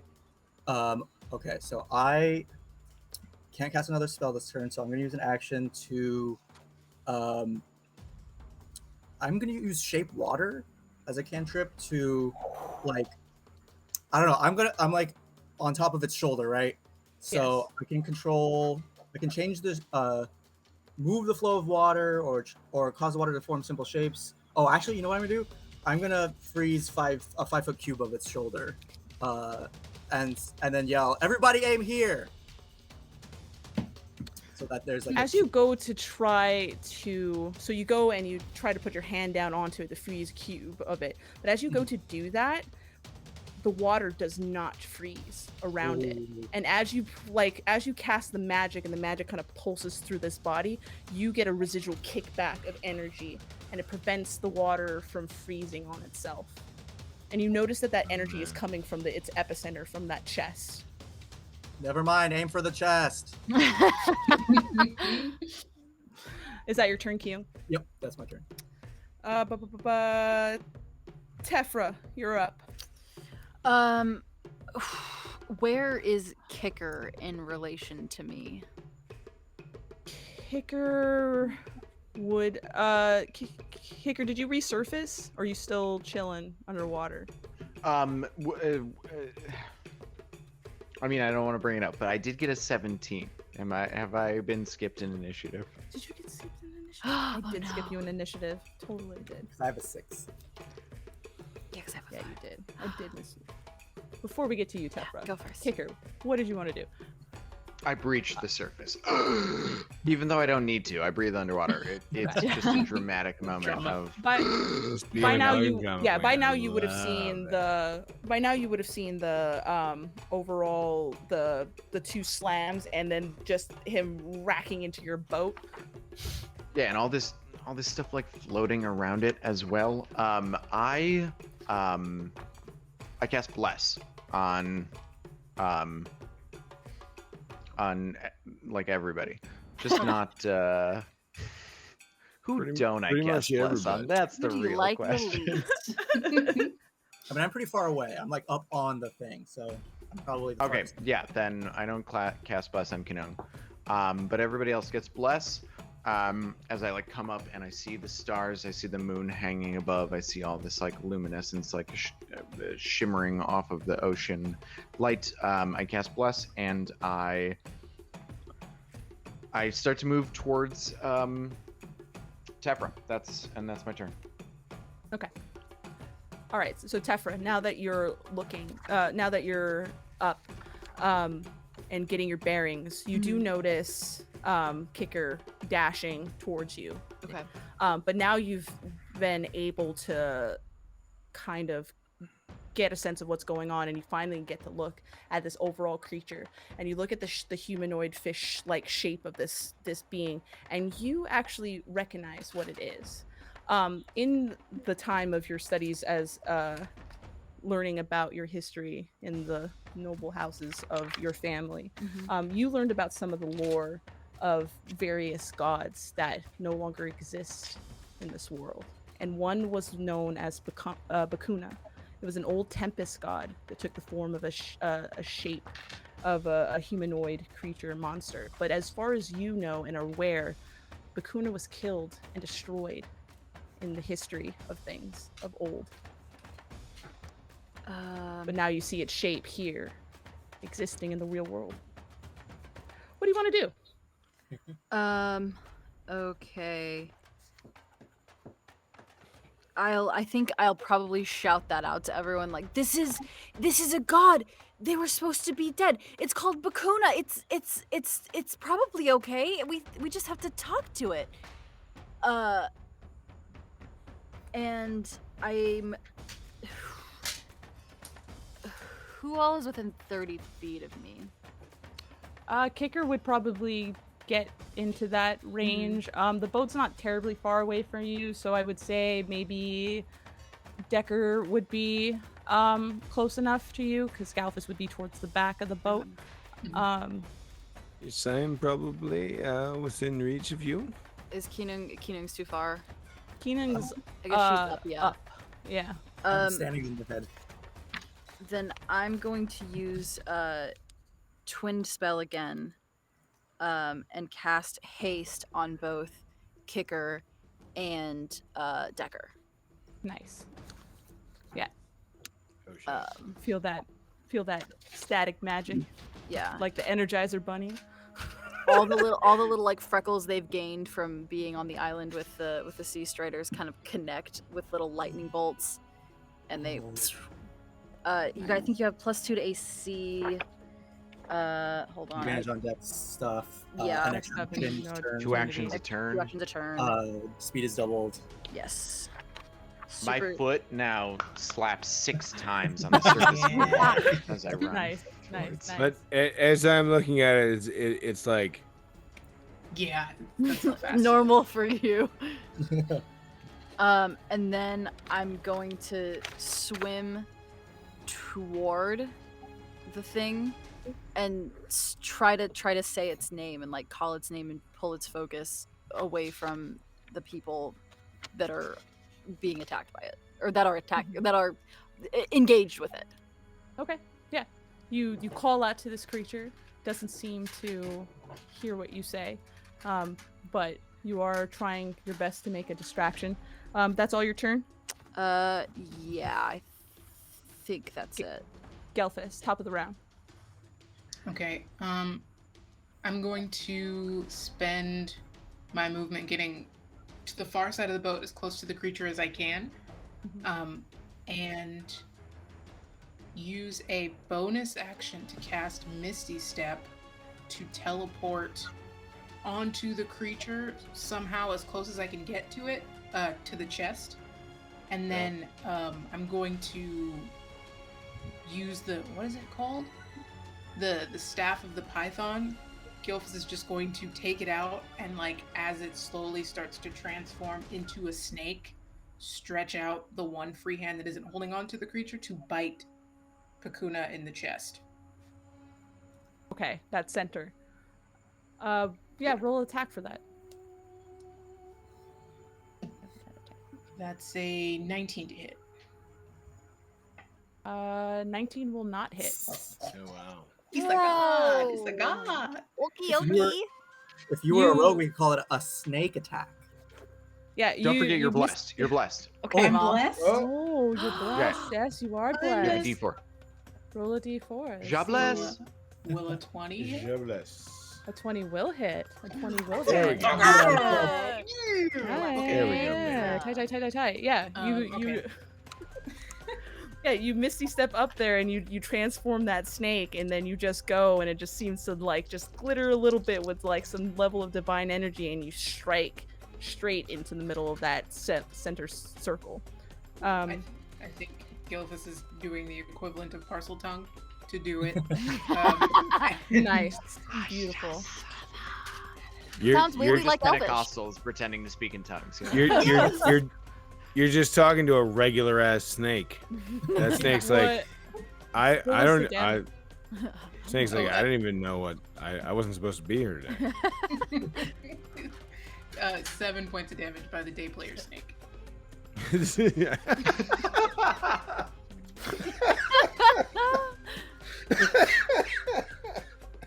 Yeah, you strike the fuck out of it, and you because it's a magical item, you too feel that residual kickback of magic. It does some damage, but it doesn't seem to do a hell of a lot. But it was nice, great form. Anything else you want to do? I'm just holding on to chest hair. Chest. Well, you're a sea strider. It's made of water, so you have some level of grip, and you can kind of stand on this weirdly. You can at least hang on. Decker, you're up.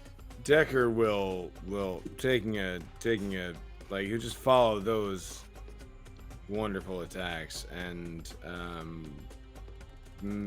go after them and try and kind of piggyback on them. Mhm.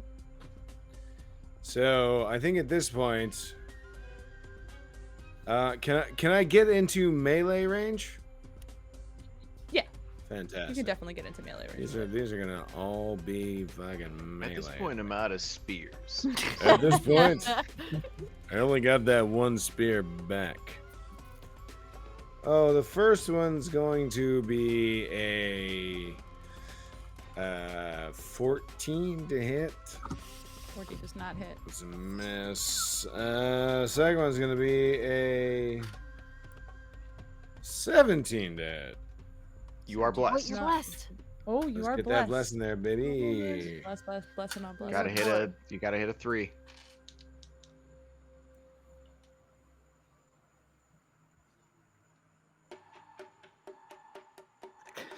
Can't see. Oh, It's a Is it 3! a 5? It's a 3.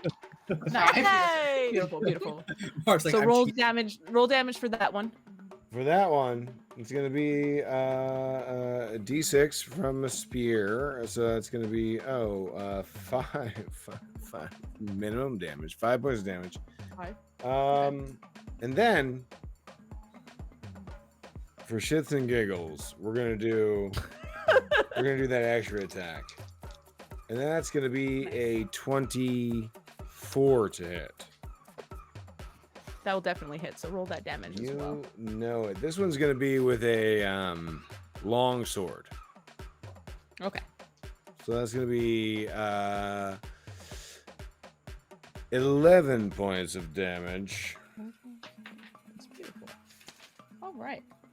Yeah, you get into range with it. You're slicing, you're dicing, you're cutting through this water. You know, you're making some level of dent, but it is just water. Yeah. So you are slicing. You do some damage, but you're making it work. Is that anything else you're gonna do? I think about making one more attack, but I feel like I'm not doing that much damage. So I still make one more attack. Go The for it. fighter That's makes another. it's an Fighter 18 to does hit. another attack. 18 does not. Oh well. With blessed? Then with bless, With bless, Blessing. add the bless. Don't forget the 18 bless. plus 3 is a 21. Bless Beautiful. is saving our Add that extra ass. damage. Let's get that damage Bless now. him, bless him. It's gonna We'll play be with that. 6 points of damage. Nice. You get your licks in. You're doing your best. Chop, chop, chop. It is its turn, the monster's turn. It's first gonna use a legendary action. Keong, as you're kind of been standing there, you're the first one to initialize some heavy damage. It's gonna actually, like, from some part of its body, it's gonna like spring out this kind of like tentacle, and it's gonna try to grab you and fling you back down onto the ground. I need you to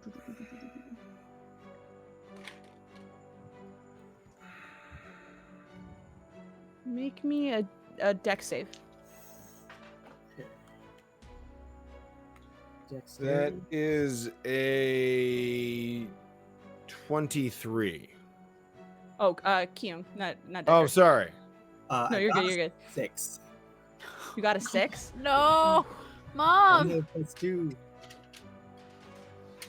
Okay. Yeah. It's gonna grab you and grapple you, and it's gonna literally fling you straight in front of it. You are going to take.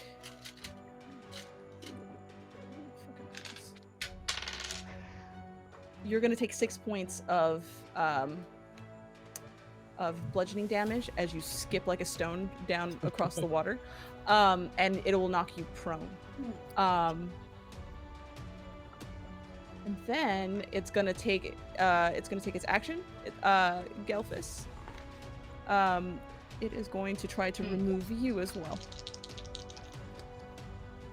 Oh, no need. I have a 19 and a nat 20. Yeah. Yeah, those are gonna hit. The wizard. My baby. Oh no. Oh no. Oof. Okay, here we It's a go. lot of clanking. It's a lot of click clacking. I just gotta grab the right dice. It's fine. Are you holding a player's handbook? What's going on? Yeah. I'm trying to hold it on my spell. Who's holding Oh, a player's? I see. I thought you were just sort of cuddling it, which I understand. I mean, I have been known to do Just that to too. protect yourself. Yeah. Gotta protect my heart. You are going to take 20 points of bludgeoning damage as Okay. you're slammed into the ground, and then, for good measure, with that second strike. And that'll be its turn. All Kinder, right. you're up. I'm hasted. Go, I'm baby boy. hasted, motherfuckers. So with my fucking speed, I'm just like up at Tefra's side within seconds and speaking faster than I've ever spoken before, even though I speak very fast all of the time. I say, the ocean is alive, everything is alive, and everything is illuminated. And with my 2 actions, I pull the conch out of my pack, and I dimension door us up towards the chest of this being. Hell yes. And with my second Let's action, go. once we are up there hanging on, I channel divinity and I create a sense of twilight in a 15-foot sphere around us. And that's what I do. Amazing. Sounds Does pretty good. anything of the twilight? Does it do anything? Yes. with Twilight? If anybody ends their turn within that twilight, they gain 1d6 plus 2 temporary hit points, or I can end a charmed or frightened effect on them. Amazing. Okay, nice. Yeah. So yeah, you grab onto Tefra, you blow that conch shell, and you ride the ripples, and eventually, like, a dimension door just opens. You enter it, and immediately you drop down right on top of this monster. And as you do that, you then cast your channel divinity, as the stars seem to kind of collect down around you. And it seems like as if they kind of like fell down and now are just kind of swirling this starlight magic around you. Boom. Cool. Excellent. That's my turn. Is that your turn, Kicker? King, you're prone. You skipped like a stone down on the water. What do you want to do? Half my movement to stand up. How far away am I from Mhm. the creature now? I would say you're about 20 feet Okay. away. You didn't go that far. I'll use 15 feet to get a little closer. And then, what do I want to do? I'm gonna smack the chest with a guiding bolt. Smack his chest with a guiding Yes. bolt. All right, go for it. All right, roll. Let's see. Let's roll. Come on. Oh, it's a 12. Does not hit, and then I'll use my bonus action to cast Shillelagh, and that'll be my turn. Nice. Awesome. Yeah, you try to get your bearings. You get up. You immediately crack that bolt.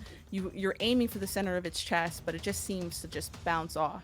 And you know, those who are on it, Kicker and Tefra, you can feel that kickback of magic.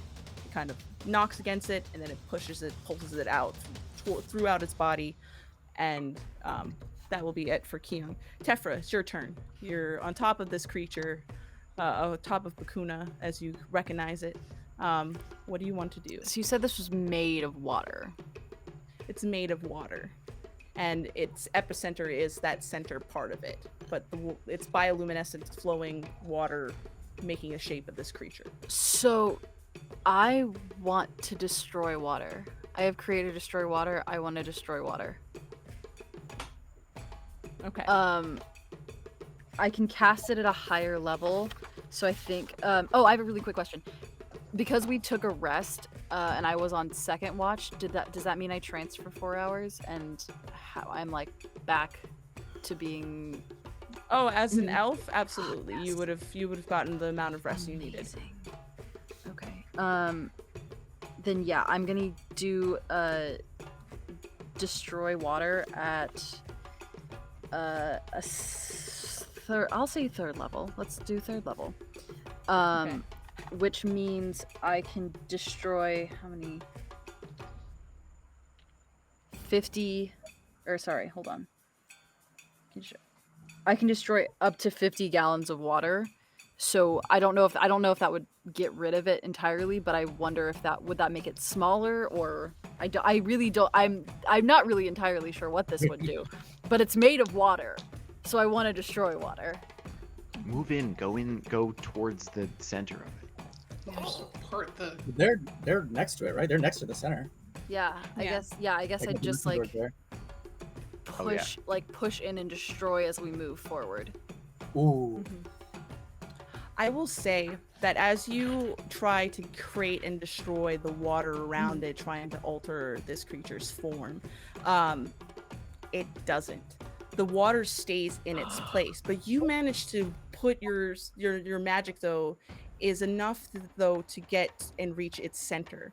And what you do enough is, with the amount of force of the magic you're trying to use through it, it starts to crack that center. And now you're starting to see a residual crack being formed through that center. But it is not enough to actually diminish the water form of this being as you get railed with a kickback of magic Okay. at the same time. Oh boy, do I have any bonus action? Yeah, I think that's it. I think I'm just trying to push forward into that and like Okay. pull the crack further.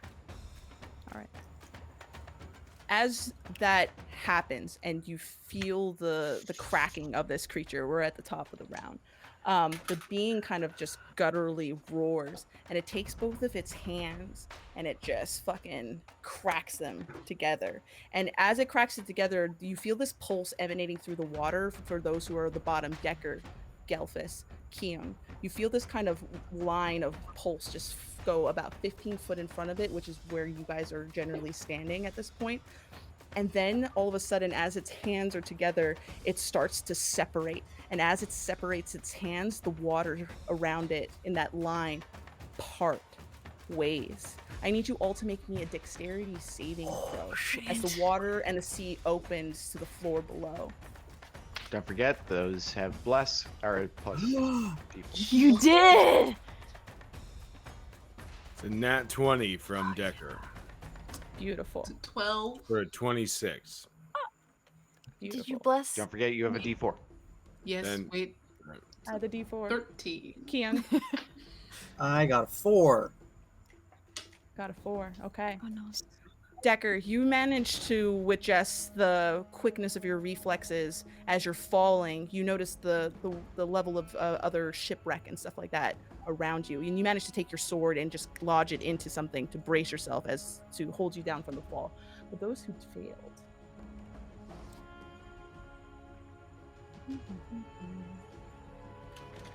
It's a real Prince of Egypt theme episode.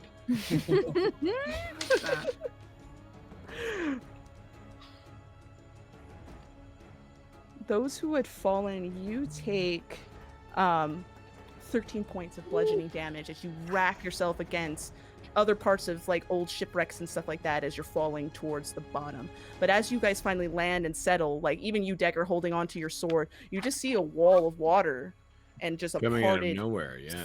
out of nowhere, just a parted sea.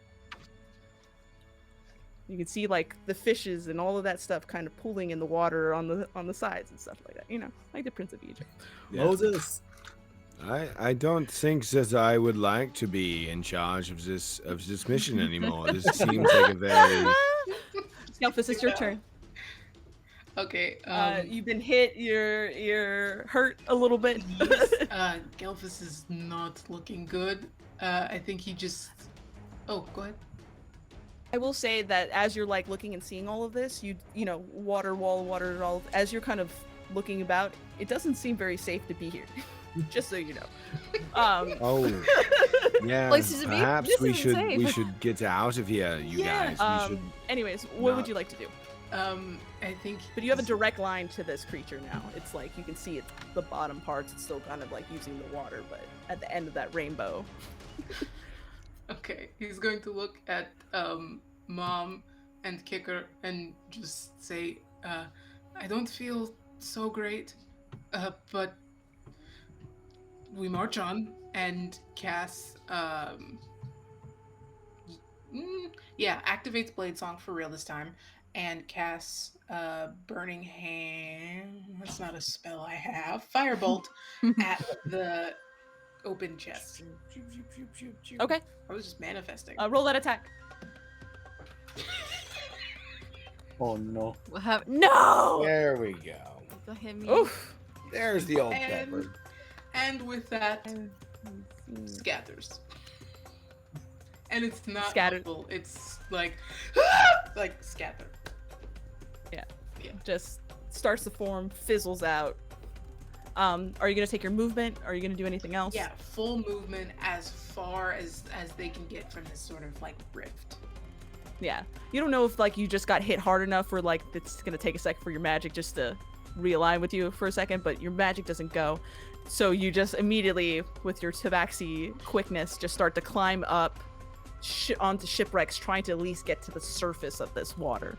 Yeah. That will be your turn, Decker. What are you doing? You're hanging a little bit. You're more towards the top of this than anything because you managed to save yourself. So you could probably pull yourself up and a couple hop, skip, a jump, and be back on the top of the water. Yes, but you I do s- see Keong and the stuff down below. I think at this point I am just trying to tell my friends that it is like, guys, seriously, well, this is not the time to try and sink with the ship. This is the time to try and swim to the surface. So, yes, I try and tell my friends that. Anything else you want to do? Also to stay near to the surface as much as I can. Okay, cool. Yeah, you managed to climb yourself up. You're definitely by now would get to the top of it by the end of your turn. I'm And not you're a waiting strong just- swimmer. Not this one. You do have That- haste. You are hasted. You do have haste, yeah. Yes. So with a quick lightning, you're back up on the I water get at the up very there least, very fast. and you're waiting for Gelfus and King to also make their way up. It'll be the monster's turn now. Monster. Who's still around? Me and the kicker. All right. It's gonna try to remove you and Kicker off of them. Oof, well. Will a... Man, these are so low. Will a 15 hit you, Tefra? Oh yeah. Oh yeah? Okay. Yeah, it smacks you clear off. And then will a 16 hit you, Kicker? No way. Hell yeah. No. Especially Okay. with haste. So yeah, it grabs Tefra and not just flicks her, flicks him like a flea. But it goes to try to grab you, Kicker, and you manage to just skirt around it. You're dexterous enough, you're nimble enough, you know how to duck, dive, dodge, and weave. You know, dodge a wrench, you can dodge an attack. See, that's Tefra, what do you take? Is that a concentration on haste also? Yes, it will be when I get that damage. Don't forget, you also have a D6 plus You 2 temporary get, hit points. Yeah, you get 18 points of Okay. bludgeoning damage being kicked off this creature. Oh boy. Oh boy. We're all right. Okay, and then you said that was 18? So I just have to 18. beat a 10. Oh yeah.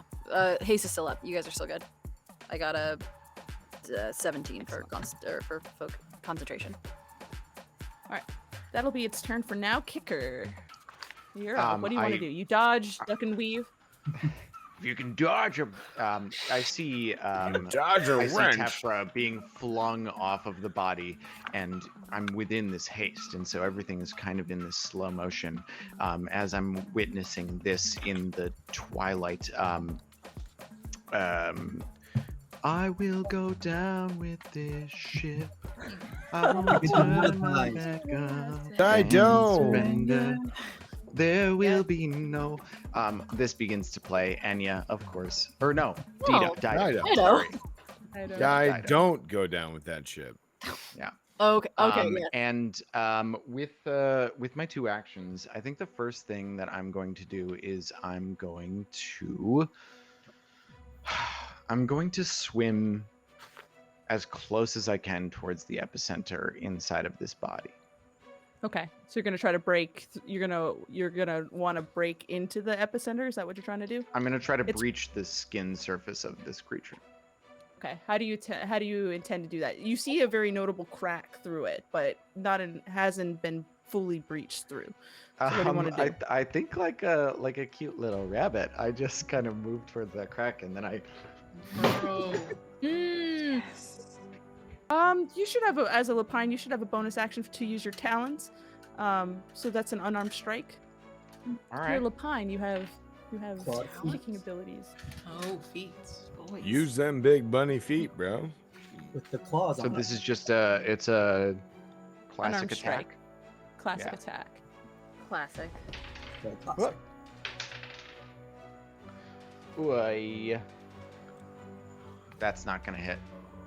Okay. That is technically a bonus action because that's a feature of the Lapines.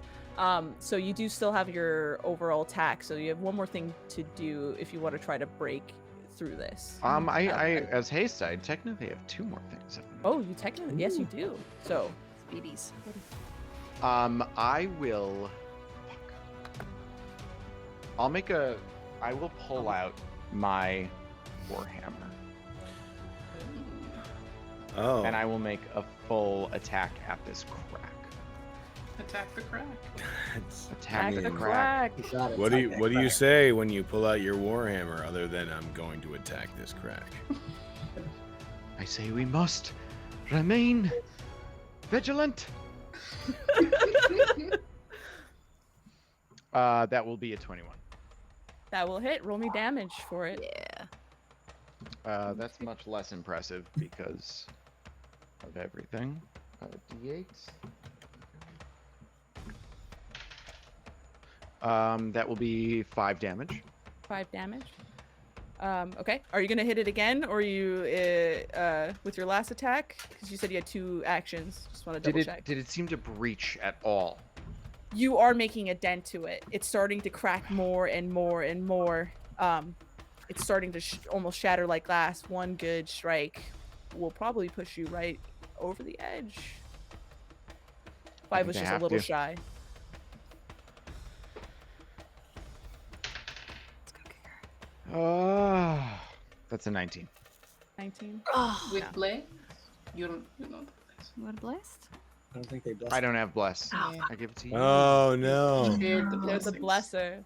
Yeah, you're You going. don't You're striking. You're moving in. You kick with your feet. You do it. It's just right there. It's like you're just almost there. You're making it. It's just spidering out. Just one last bit. I will say though, you've made enough dents where it's like it's not fully like broken apart, but at least a piece of it has finally like broken off. Like a shard of it just kind of falls.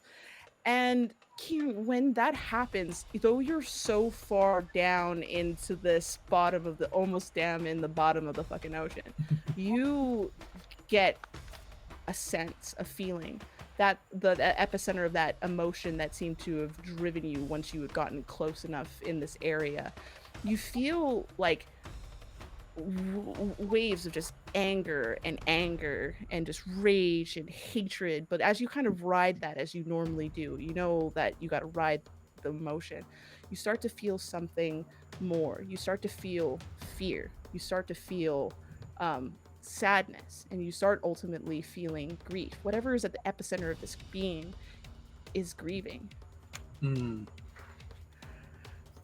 Kicker, anything else you wanted to do? That's your whole turn, yeah. Then I mean, Keon, it there's is so your much I want to do, but what I'm able to do, that is the extent of it. That is the fun. Kian, with that is your turn. So what would you like to do after you're kind of ripped and rippled with that emotion of this epicenter being Um, starting to break apart? I feel like her instinct isn't to keep smacking it. I'm feeling that. Um, I think I'm probably prone because I failed that deck save pretty bad. I'm gonna get up, walk the rest of my 15 feet closer to it. Um, I'm gonna try to use this channel divinity. It only really works on humanoids, but I want to try it and just like see what I get back from this because um, you can use it's grief struck, which is the special channel divinity for grief domain clerics. You can use your channel divinity to cause a creature to recall a deep unprocessed grief. As an action, you choose one humanoid you can see within 30 feet of you. Target must make a wisdom saving throw. On a failure, the creature suffers one level of exhaustion. On a success, all conditions and curses of the creature end. Eli literally said it was humanoid shaped. Oh, that's Oh true. yeah. It's shaped like a humanoid. A lot of things are humanoid shaped. This has to beat a 17 wisdom save.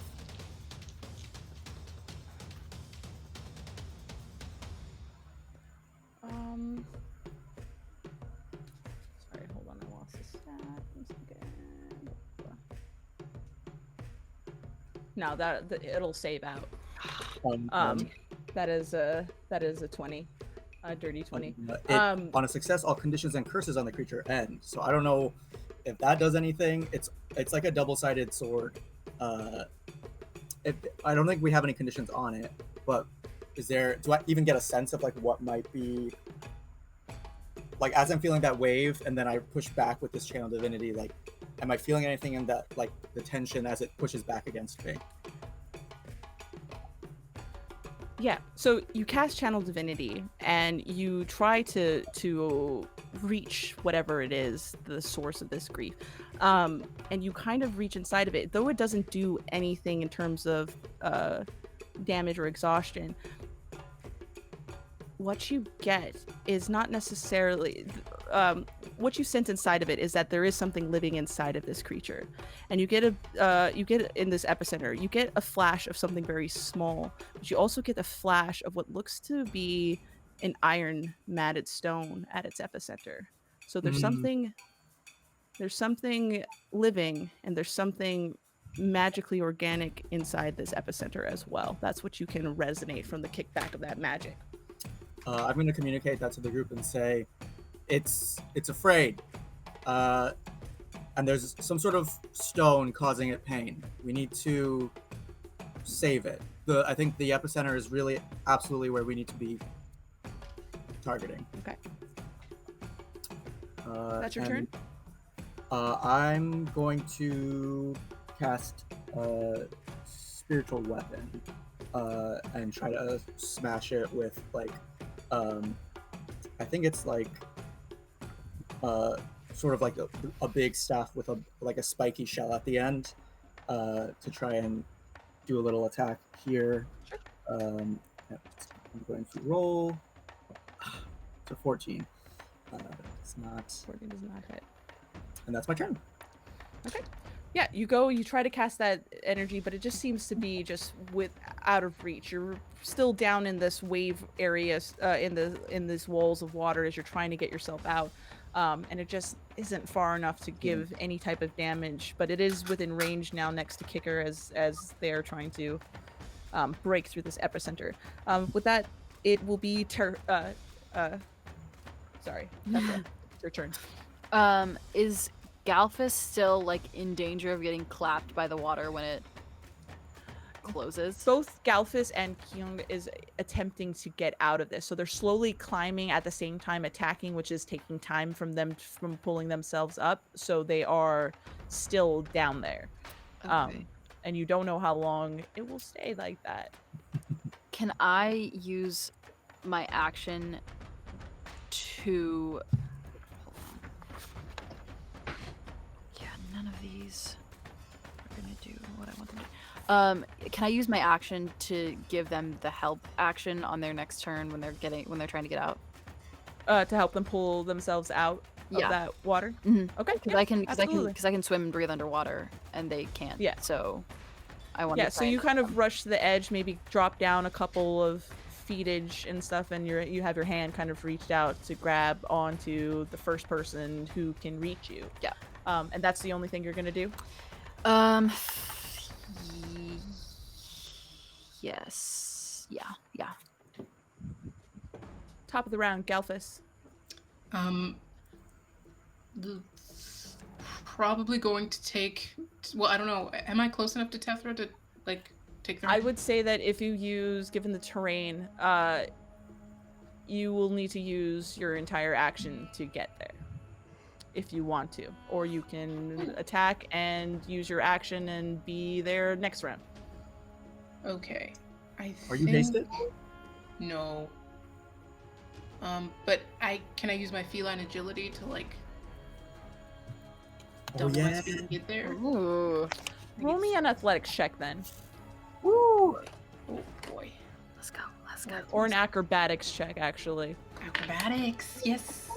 Tabaxi. Oh boy. Oh boy. Bless. Mm, Get it in there. Why not? all right. Throw that That's bless. Bless on bless. With advantage and bless and plus 74. 10. No. I was about to say Ooh. 7. I was 9. Let's go on a 9, a hot 9. Yeah. I mean, you try your best. You're like climbing, but like like you kind of get like debris kind of kicks under you, so you're struggling. It's giving that scene in The Lion King. Yeah, no, that's exactly the scene I'm thinking about. But it's not enough to with all your strength and agility, you still will need to make the choice of using the full length of your action to get to Tefra, or to choose to use it for something else. Okay. He's literally looking between Tethra and War. And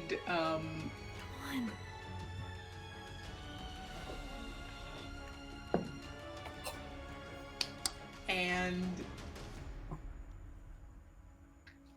spends his movement Hmm. for the elf. Yay! Beautiful. No, that's a good boy. Yeah. That's a good boy. You clamber and climb and eventually get to a part where it's just like you gotta just jump and just do it. And you jump over, you reach out, and you grab the hand of Tefra, and Tefra assists and pulls you up, and now you're on sea level again. That was really cool. Is there any? Thank you. I hate water. I hate it. It's so really much. fascinating that you're a sea strider, which is like a thing that's really with the ocean, and you hate water. That's everywhere. really, it's all really over the cute, actually. What? Anything else, Galphus? No, that's it. Decker, you're up. You see that Tefra and Gelfus are back on the surface. Kion is making her way up, and you do see Kicker up on that epicenter, just trying to break it through, and you can tell that that thing is just on the precipice of breaking. What do you want to do? Wait, what's on the precipice of breaking? That epicenter that Kicker has been hammering Right. away at seems to be on its last legs. It just needs a little more to Okay. break. Well, I'm going to help with that. What are you gonna do? I'm going to get there as fast as I can. Which, with haste, is probably pretty fast. With haste, it's like, yeah, you zip over there. Yeah, zip, zap, zop. There he is. Watch Oh my out. God. And I'll let an attack loose at that with my long sword. Nice. All right, roll me that attack. That is a 17 to hit. Bless. 17 is Plus the oh, plus, bless. add the bless. Add the bless. Please. That is a 21 to hit. Beautiful. All right. So you take your longsword. You see Kicker just trying to go away with it. You use all of your movement, your hastily movement, and you essentially climb up the side of this creature. And at the last bit, you kind of just like jump up into the air, taking your longsword and just striking through the center. And it finally just Shredding it. breaks. Yeah. Shredding it. And Yeah. you and Kicker end up kind of, just because it's broken and you guys are just been holding on to it, you guys eventually fall inside this epicenter. And as you guys do, eventually you guys are kind of straddled in a void. You can see the water kind of flowing around you, this bioluminescent water. You feel the energy, and as you kind of take the look around, eventually through this like void that looks like a lot more space than it actually would technically be given looking from the outside, down the way you see a small creature, and it is what looks to be a cat. And on the scruff of its neck is an iron matted stone that's kind of just attached to the back of its neck. And you can kind of see that it's just full of like, you know, how like cats kind of like curl up when they're upset and stuff like that. And Sure, it just yeah. looks angry and scared and Mhm. terrified. The And cat's it's looking at ire. all. What do you want to do? Want to the cat's eye. I want to hear some more about that. That's it. I want to Are you gonna talk? look at Kika and say, I always told you that a cat would be the death of us. It would be a cat that killed us. Told you that so long ago. They always told me curiosity, but it is one of my natural instincts. The beast. Can I is like as I look around, I see the cat and I see Kicker, and like, do I feel like I can keep attacking, or do I feel like I have gone into this area? I mean, you've definitely gone into an area. I mean, what you see is Right. a very small animal, and it doesn't seem at this point Yeah. as threatening. But you do, as you're kind of walking around, you do feel that magic pulsing that Right. you've kind of been feeling as you've been attacking this creature, and you're feeling it, and it's coming from that stone on the back of its neck.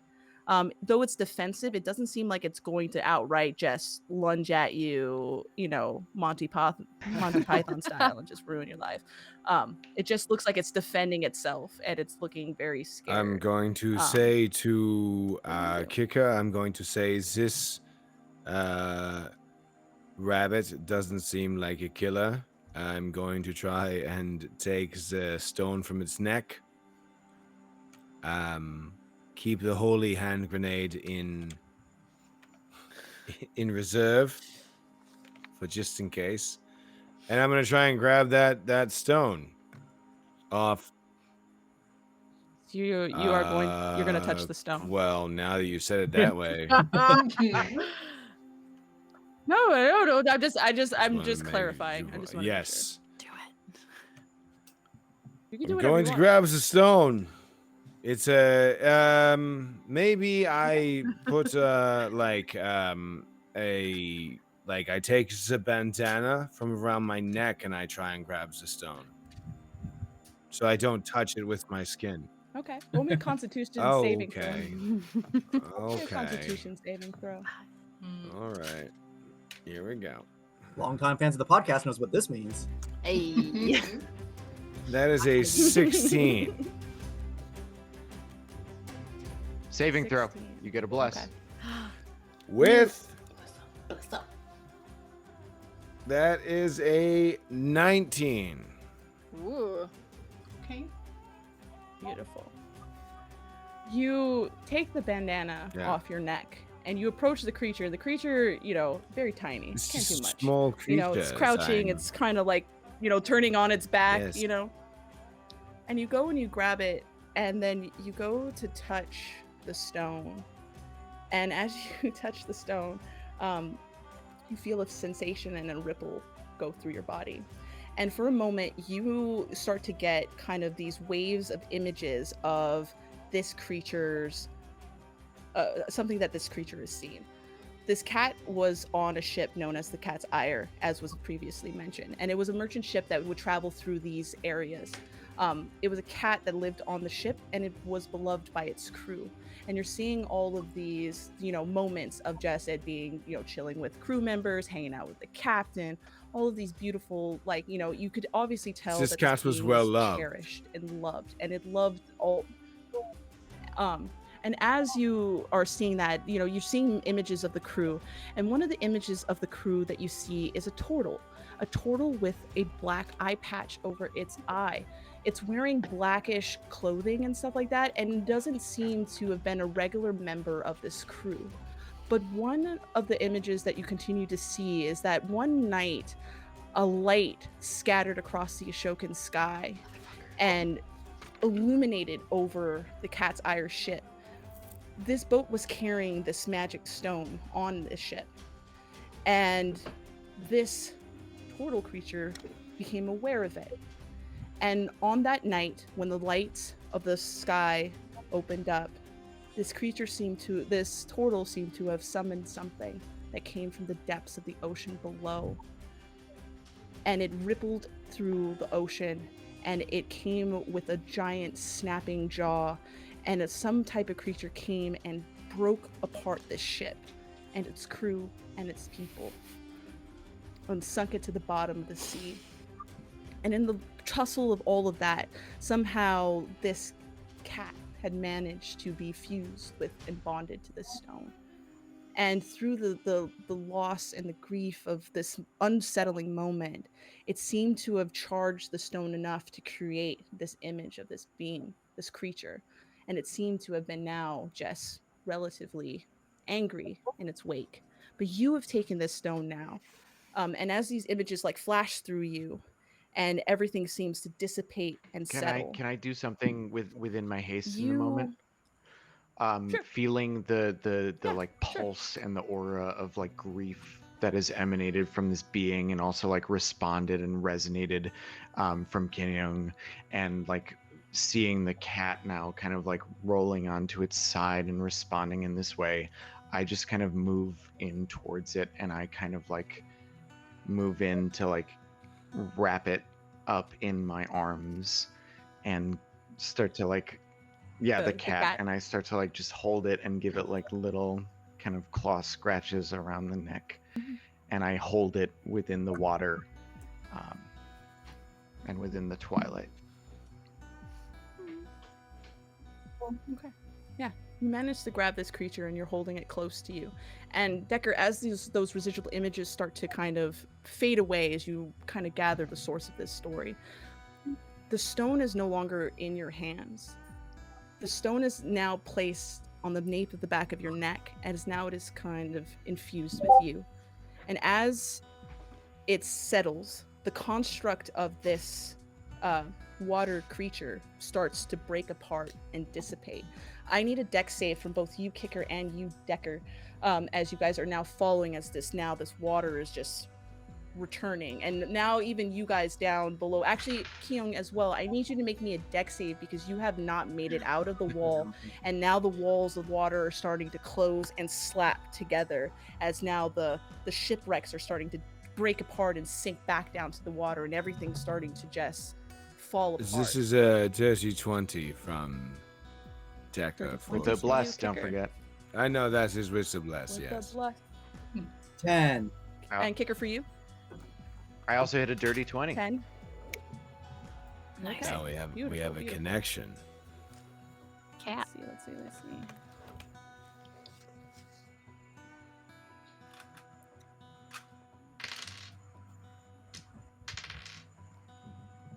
Kyung, you take 18 points of bludgeoning damage Whoa. as the walls of water clap around you, and you're now tussled in the water below you. We'll get back to you in just a moment. Oh, no. Decker and Kicker, you guys, as this water seems to go, you seem to be able to slide down and ride the water as it's retracting back into the bottom and manage to land safely. Kicker holding on to this small creature, and you, Decker, who is, seemingly normal, but now has a matted iron stone in the back of its neck. Right. But as everything is, starting to settle, you're looking around, you see Tefra, you see Gelfis, you see Kicker, but you do not see your mother. Roll me a constitution saving throw, Kyung, as you're well underneath this ocean. You've been pushed around and slammed about, and you need to see how you fare. Dirty 20. I'm slow, but I'm 20. strong. Yeah. There you go. Though buddy. Racked, you're tough. It's Mom's not going to go down this way. But slowly, eventually, as it seems to get a little nervous, you see like a trunk first split up, and then Kyung as they take a giant breath of air.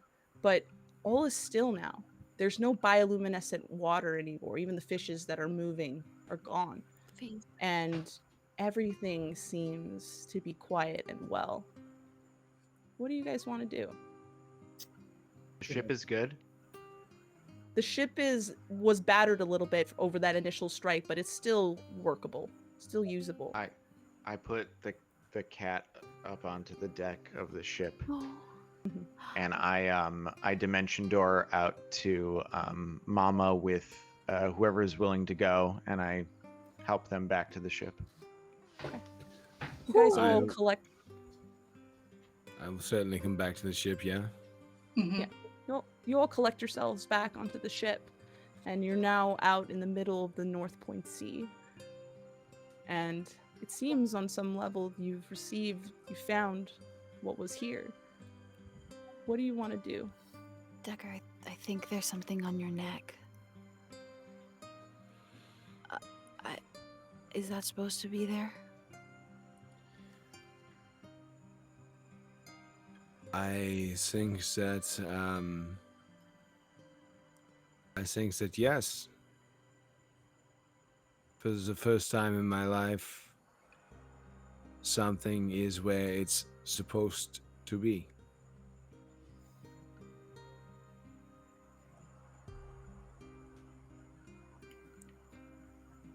I must learn how to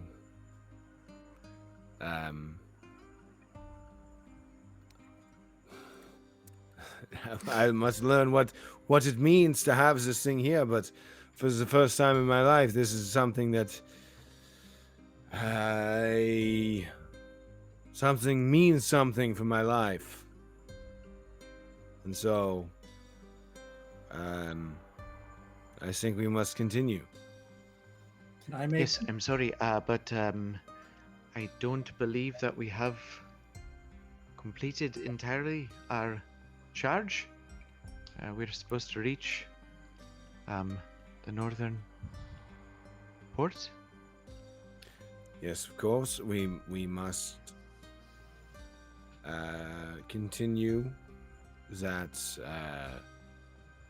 mission and find out what it is that is causing all these things. But Well, I think it was. Yeah, it probably was. Is that the closest port? Would we know? You would know that the Port Isle of Belly, which is further north, was the initial place that commissioned this charge. So you could either return back to Takarova Outpost and relay that message to the Conclave, and the Conclave will send it out, or if you want to direct message it and go continue north, you are more than welcome to. I think I this would like- is something we must ask Mother. No, it I doesn't. would like to do some sort of. I just want to look at the stone, in the back of his neck, some sort of like, I don't know, medicine or arcana or something. Oh, And do you need? and do you need as to, soon as Decker is alone with Kiguna. It's a much more like, I don't understand what this is. I must say that I am a little frightened. I'm a little scared. I don't know what this is. I have never known quite why I am here, but now that this is, I'm scared. I'm gonna put my big elephant hand on his tousled, salty beach hair, and go, well, nobody knows why. But we're here, and that's what it is.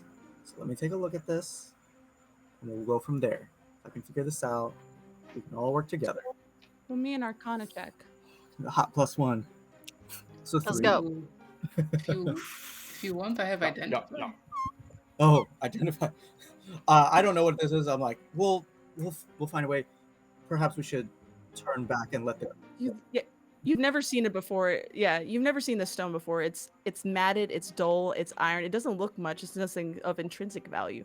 You can feel some residual magic behind it, but what it is, And it no idea. is stuck right in my neck, which, like, that is what has me concerned. Does You it? can't. You're free to sleep on it. And Well, yes, I'm worried that if I sleep on it, perhaps we can, yes, ask, Gilfus, the greatest wizard of our age. Yes. Okay. Yeah, then he's going to touch the back of his neck and cast Identify. oh, that Okay. singles a little bit. Identify does what exactly? Just double check. Magic item. I learned its properties and how to use them, whether it requires attunement, how many charges it has, if there are any spells affecting it. I learned the spell. If it was created by a spell, I learn of that spell. Yeah. Just a little baby vibe check. See what I do appreciate the vibe check. This is a vibe check that I'm very You go appreciative and of. you cast Identify on this stone, and there is a lot of forceful magic that's competing with your own magic. It's something very strong, Arcana-wise, comparatively to anything you have. You get a sense overall that it is something that collects and radiates energy. It doesn't have a residual spell behind it, but you do know, at the very least, it is made of elven kind. This is an elven power source. You could sustain a fleet easily.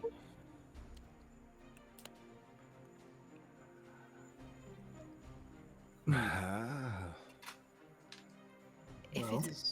it's elven, would I know what it is? Roll me a history check. Oh boy, that hot -1. I did not pay attention to my lessons. 13. 13. You don't know its name, but you have read in the pages of the books and through the teachings that there were powerful artifacts that the elves used to have before they moved on to the world in which you grew up in. But those things were lost to time, essentially. They know that they're very powerful, and they were left behind in the world before, as you know it. There were lots of these at one point, and then they got left behind. I can't remember what they're called. I didn't pay enough attention. Do you think there might be more out there now? Maybe. I imagine they went somewhere, so they have to be. I keep looking at Eli's face because I know things. Yes, exactly. This So hard not is to Don't look think. at my face. Don't look at my face. Don't. Don't read into my I face. am this. This is very interesting that that you are talking about. I'm only wondering if it is also other people that there is the stone in their neck, like I have now. Maybe so. I mean, we can. I don't know how you would look for people like that. I think there's a way Let's, to track let's them go all. back to Takarava and let's gather our thoughts. We should not move ahead into unknown waters. We don't know who's out at the northern post. Maybe you should cover it. You said the people from your old life would have wanted powerful things. This is powerful. Maybe don't let them know you have it.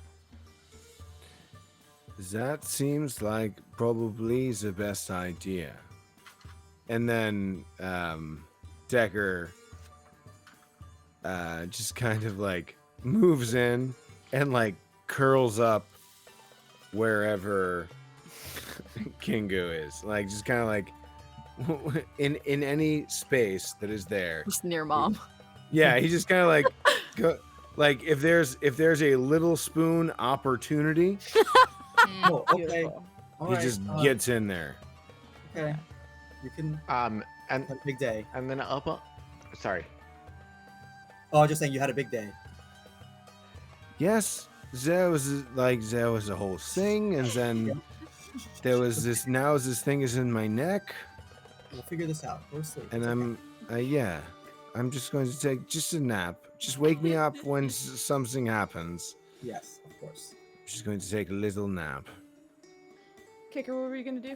And then up on the deck of the ship, still within just like the last remaining like darkness of the night, this kicker like takes like a hop back and has a little like vial in his hand and is laying out like a trail of sand on the deck, and the cat is kind of following it.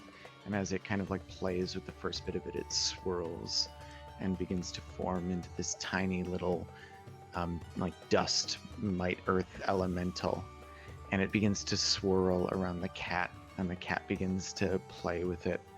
And Kikura's like, together, if we stay together, we will not drown. If we stay together, we will not drown. And as they begin to sail back towards their home, he hangs off the side of his ship, never before named up to this point, and in his ink, I'm going to use all my trinkets that are Go for it. that were do it. given to me.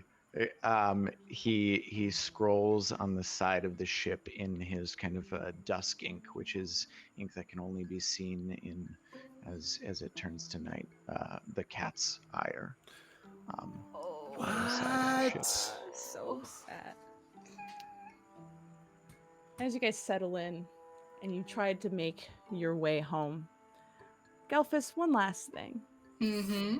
You go and sit inside the hut, and Decker is curled up with Keon, who's kind of just soothing him, making him feel Just okay. running one giant One like giant elephant, poofy elephant thing over his hair.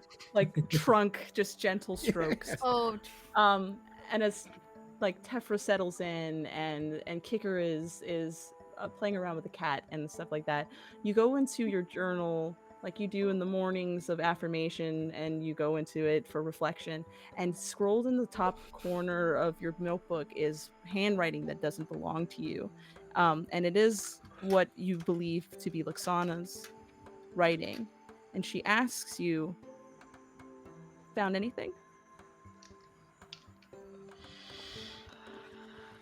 Gilphus looks at Decker and his mom and Tethra for a long time and says, or writes,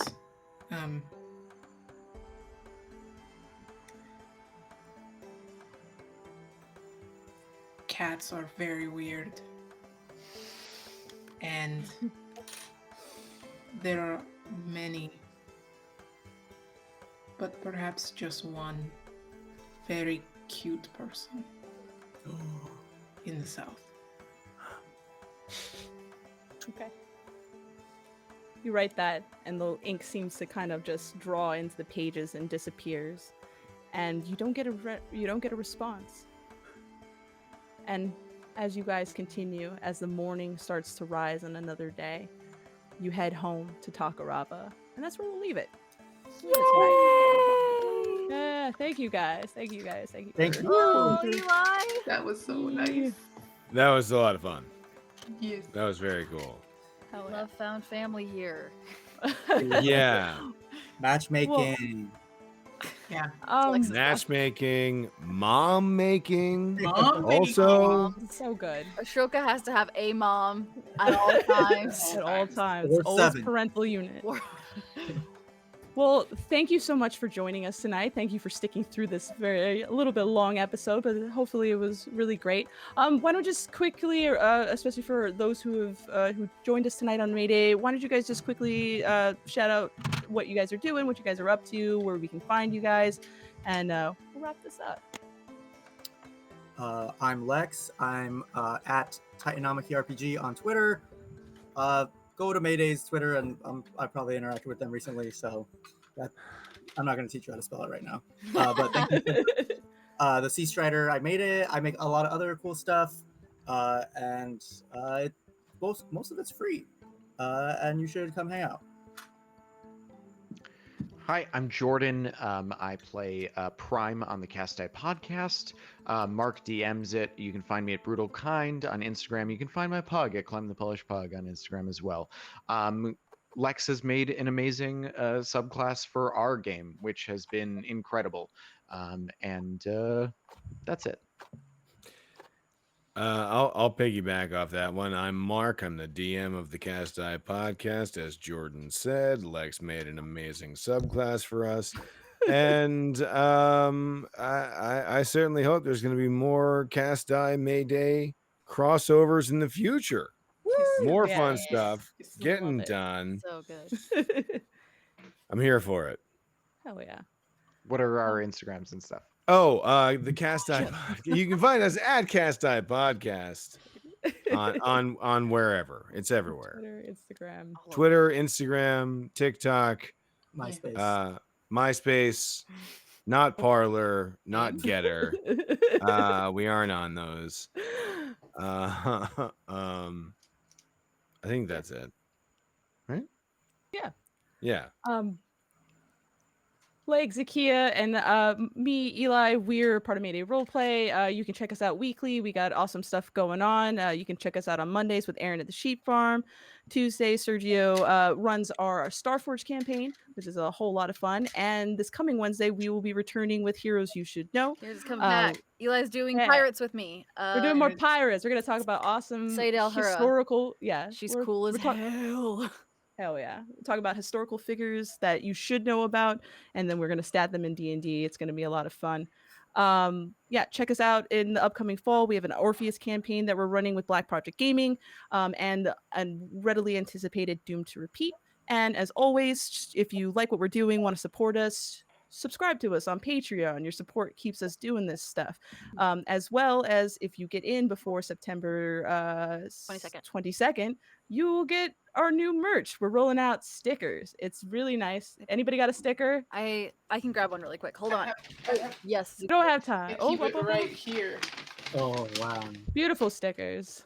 Sweet stickers. Look how Look at sweet the those. stickers are. So good. Those are I awesome have stickers. melted on my water bottle and my tea mug through the dishwasher multiple times. So I think probably pretty good there. Oh yeah. Are they glossy? Yeah. They're not like The shiny boys. just like a Gorgeous. clear film. But yeah, thank you for joining us tonight. Enjoy the rest of your weekend, and yeah, have a good one. Hey, thank you, Eli. Bye. Bye. Thank you.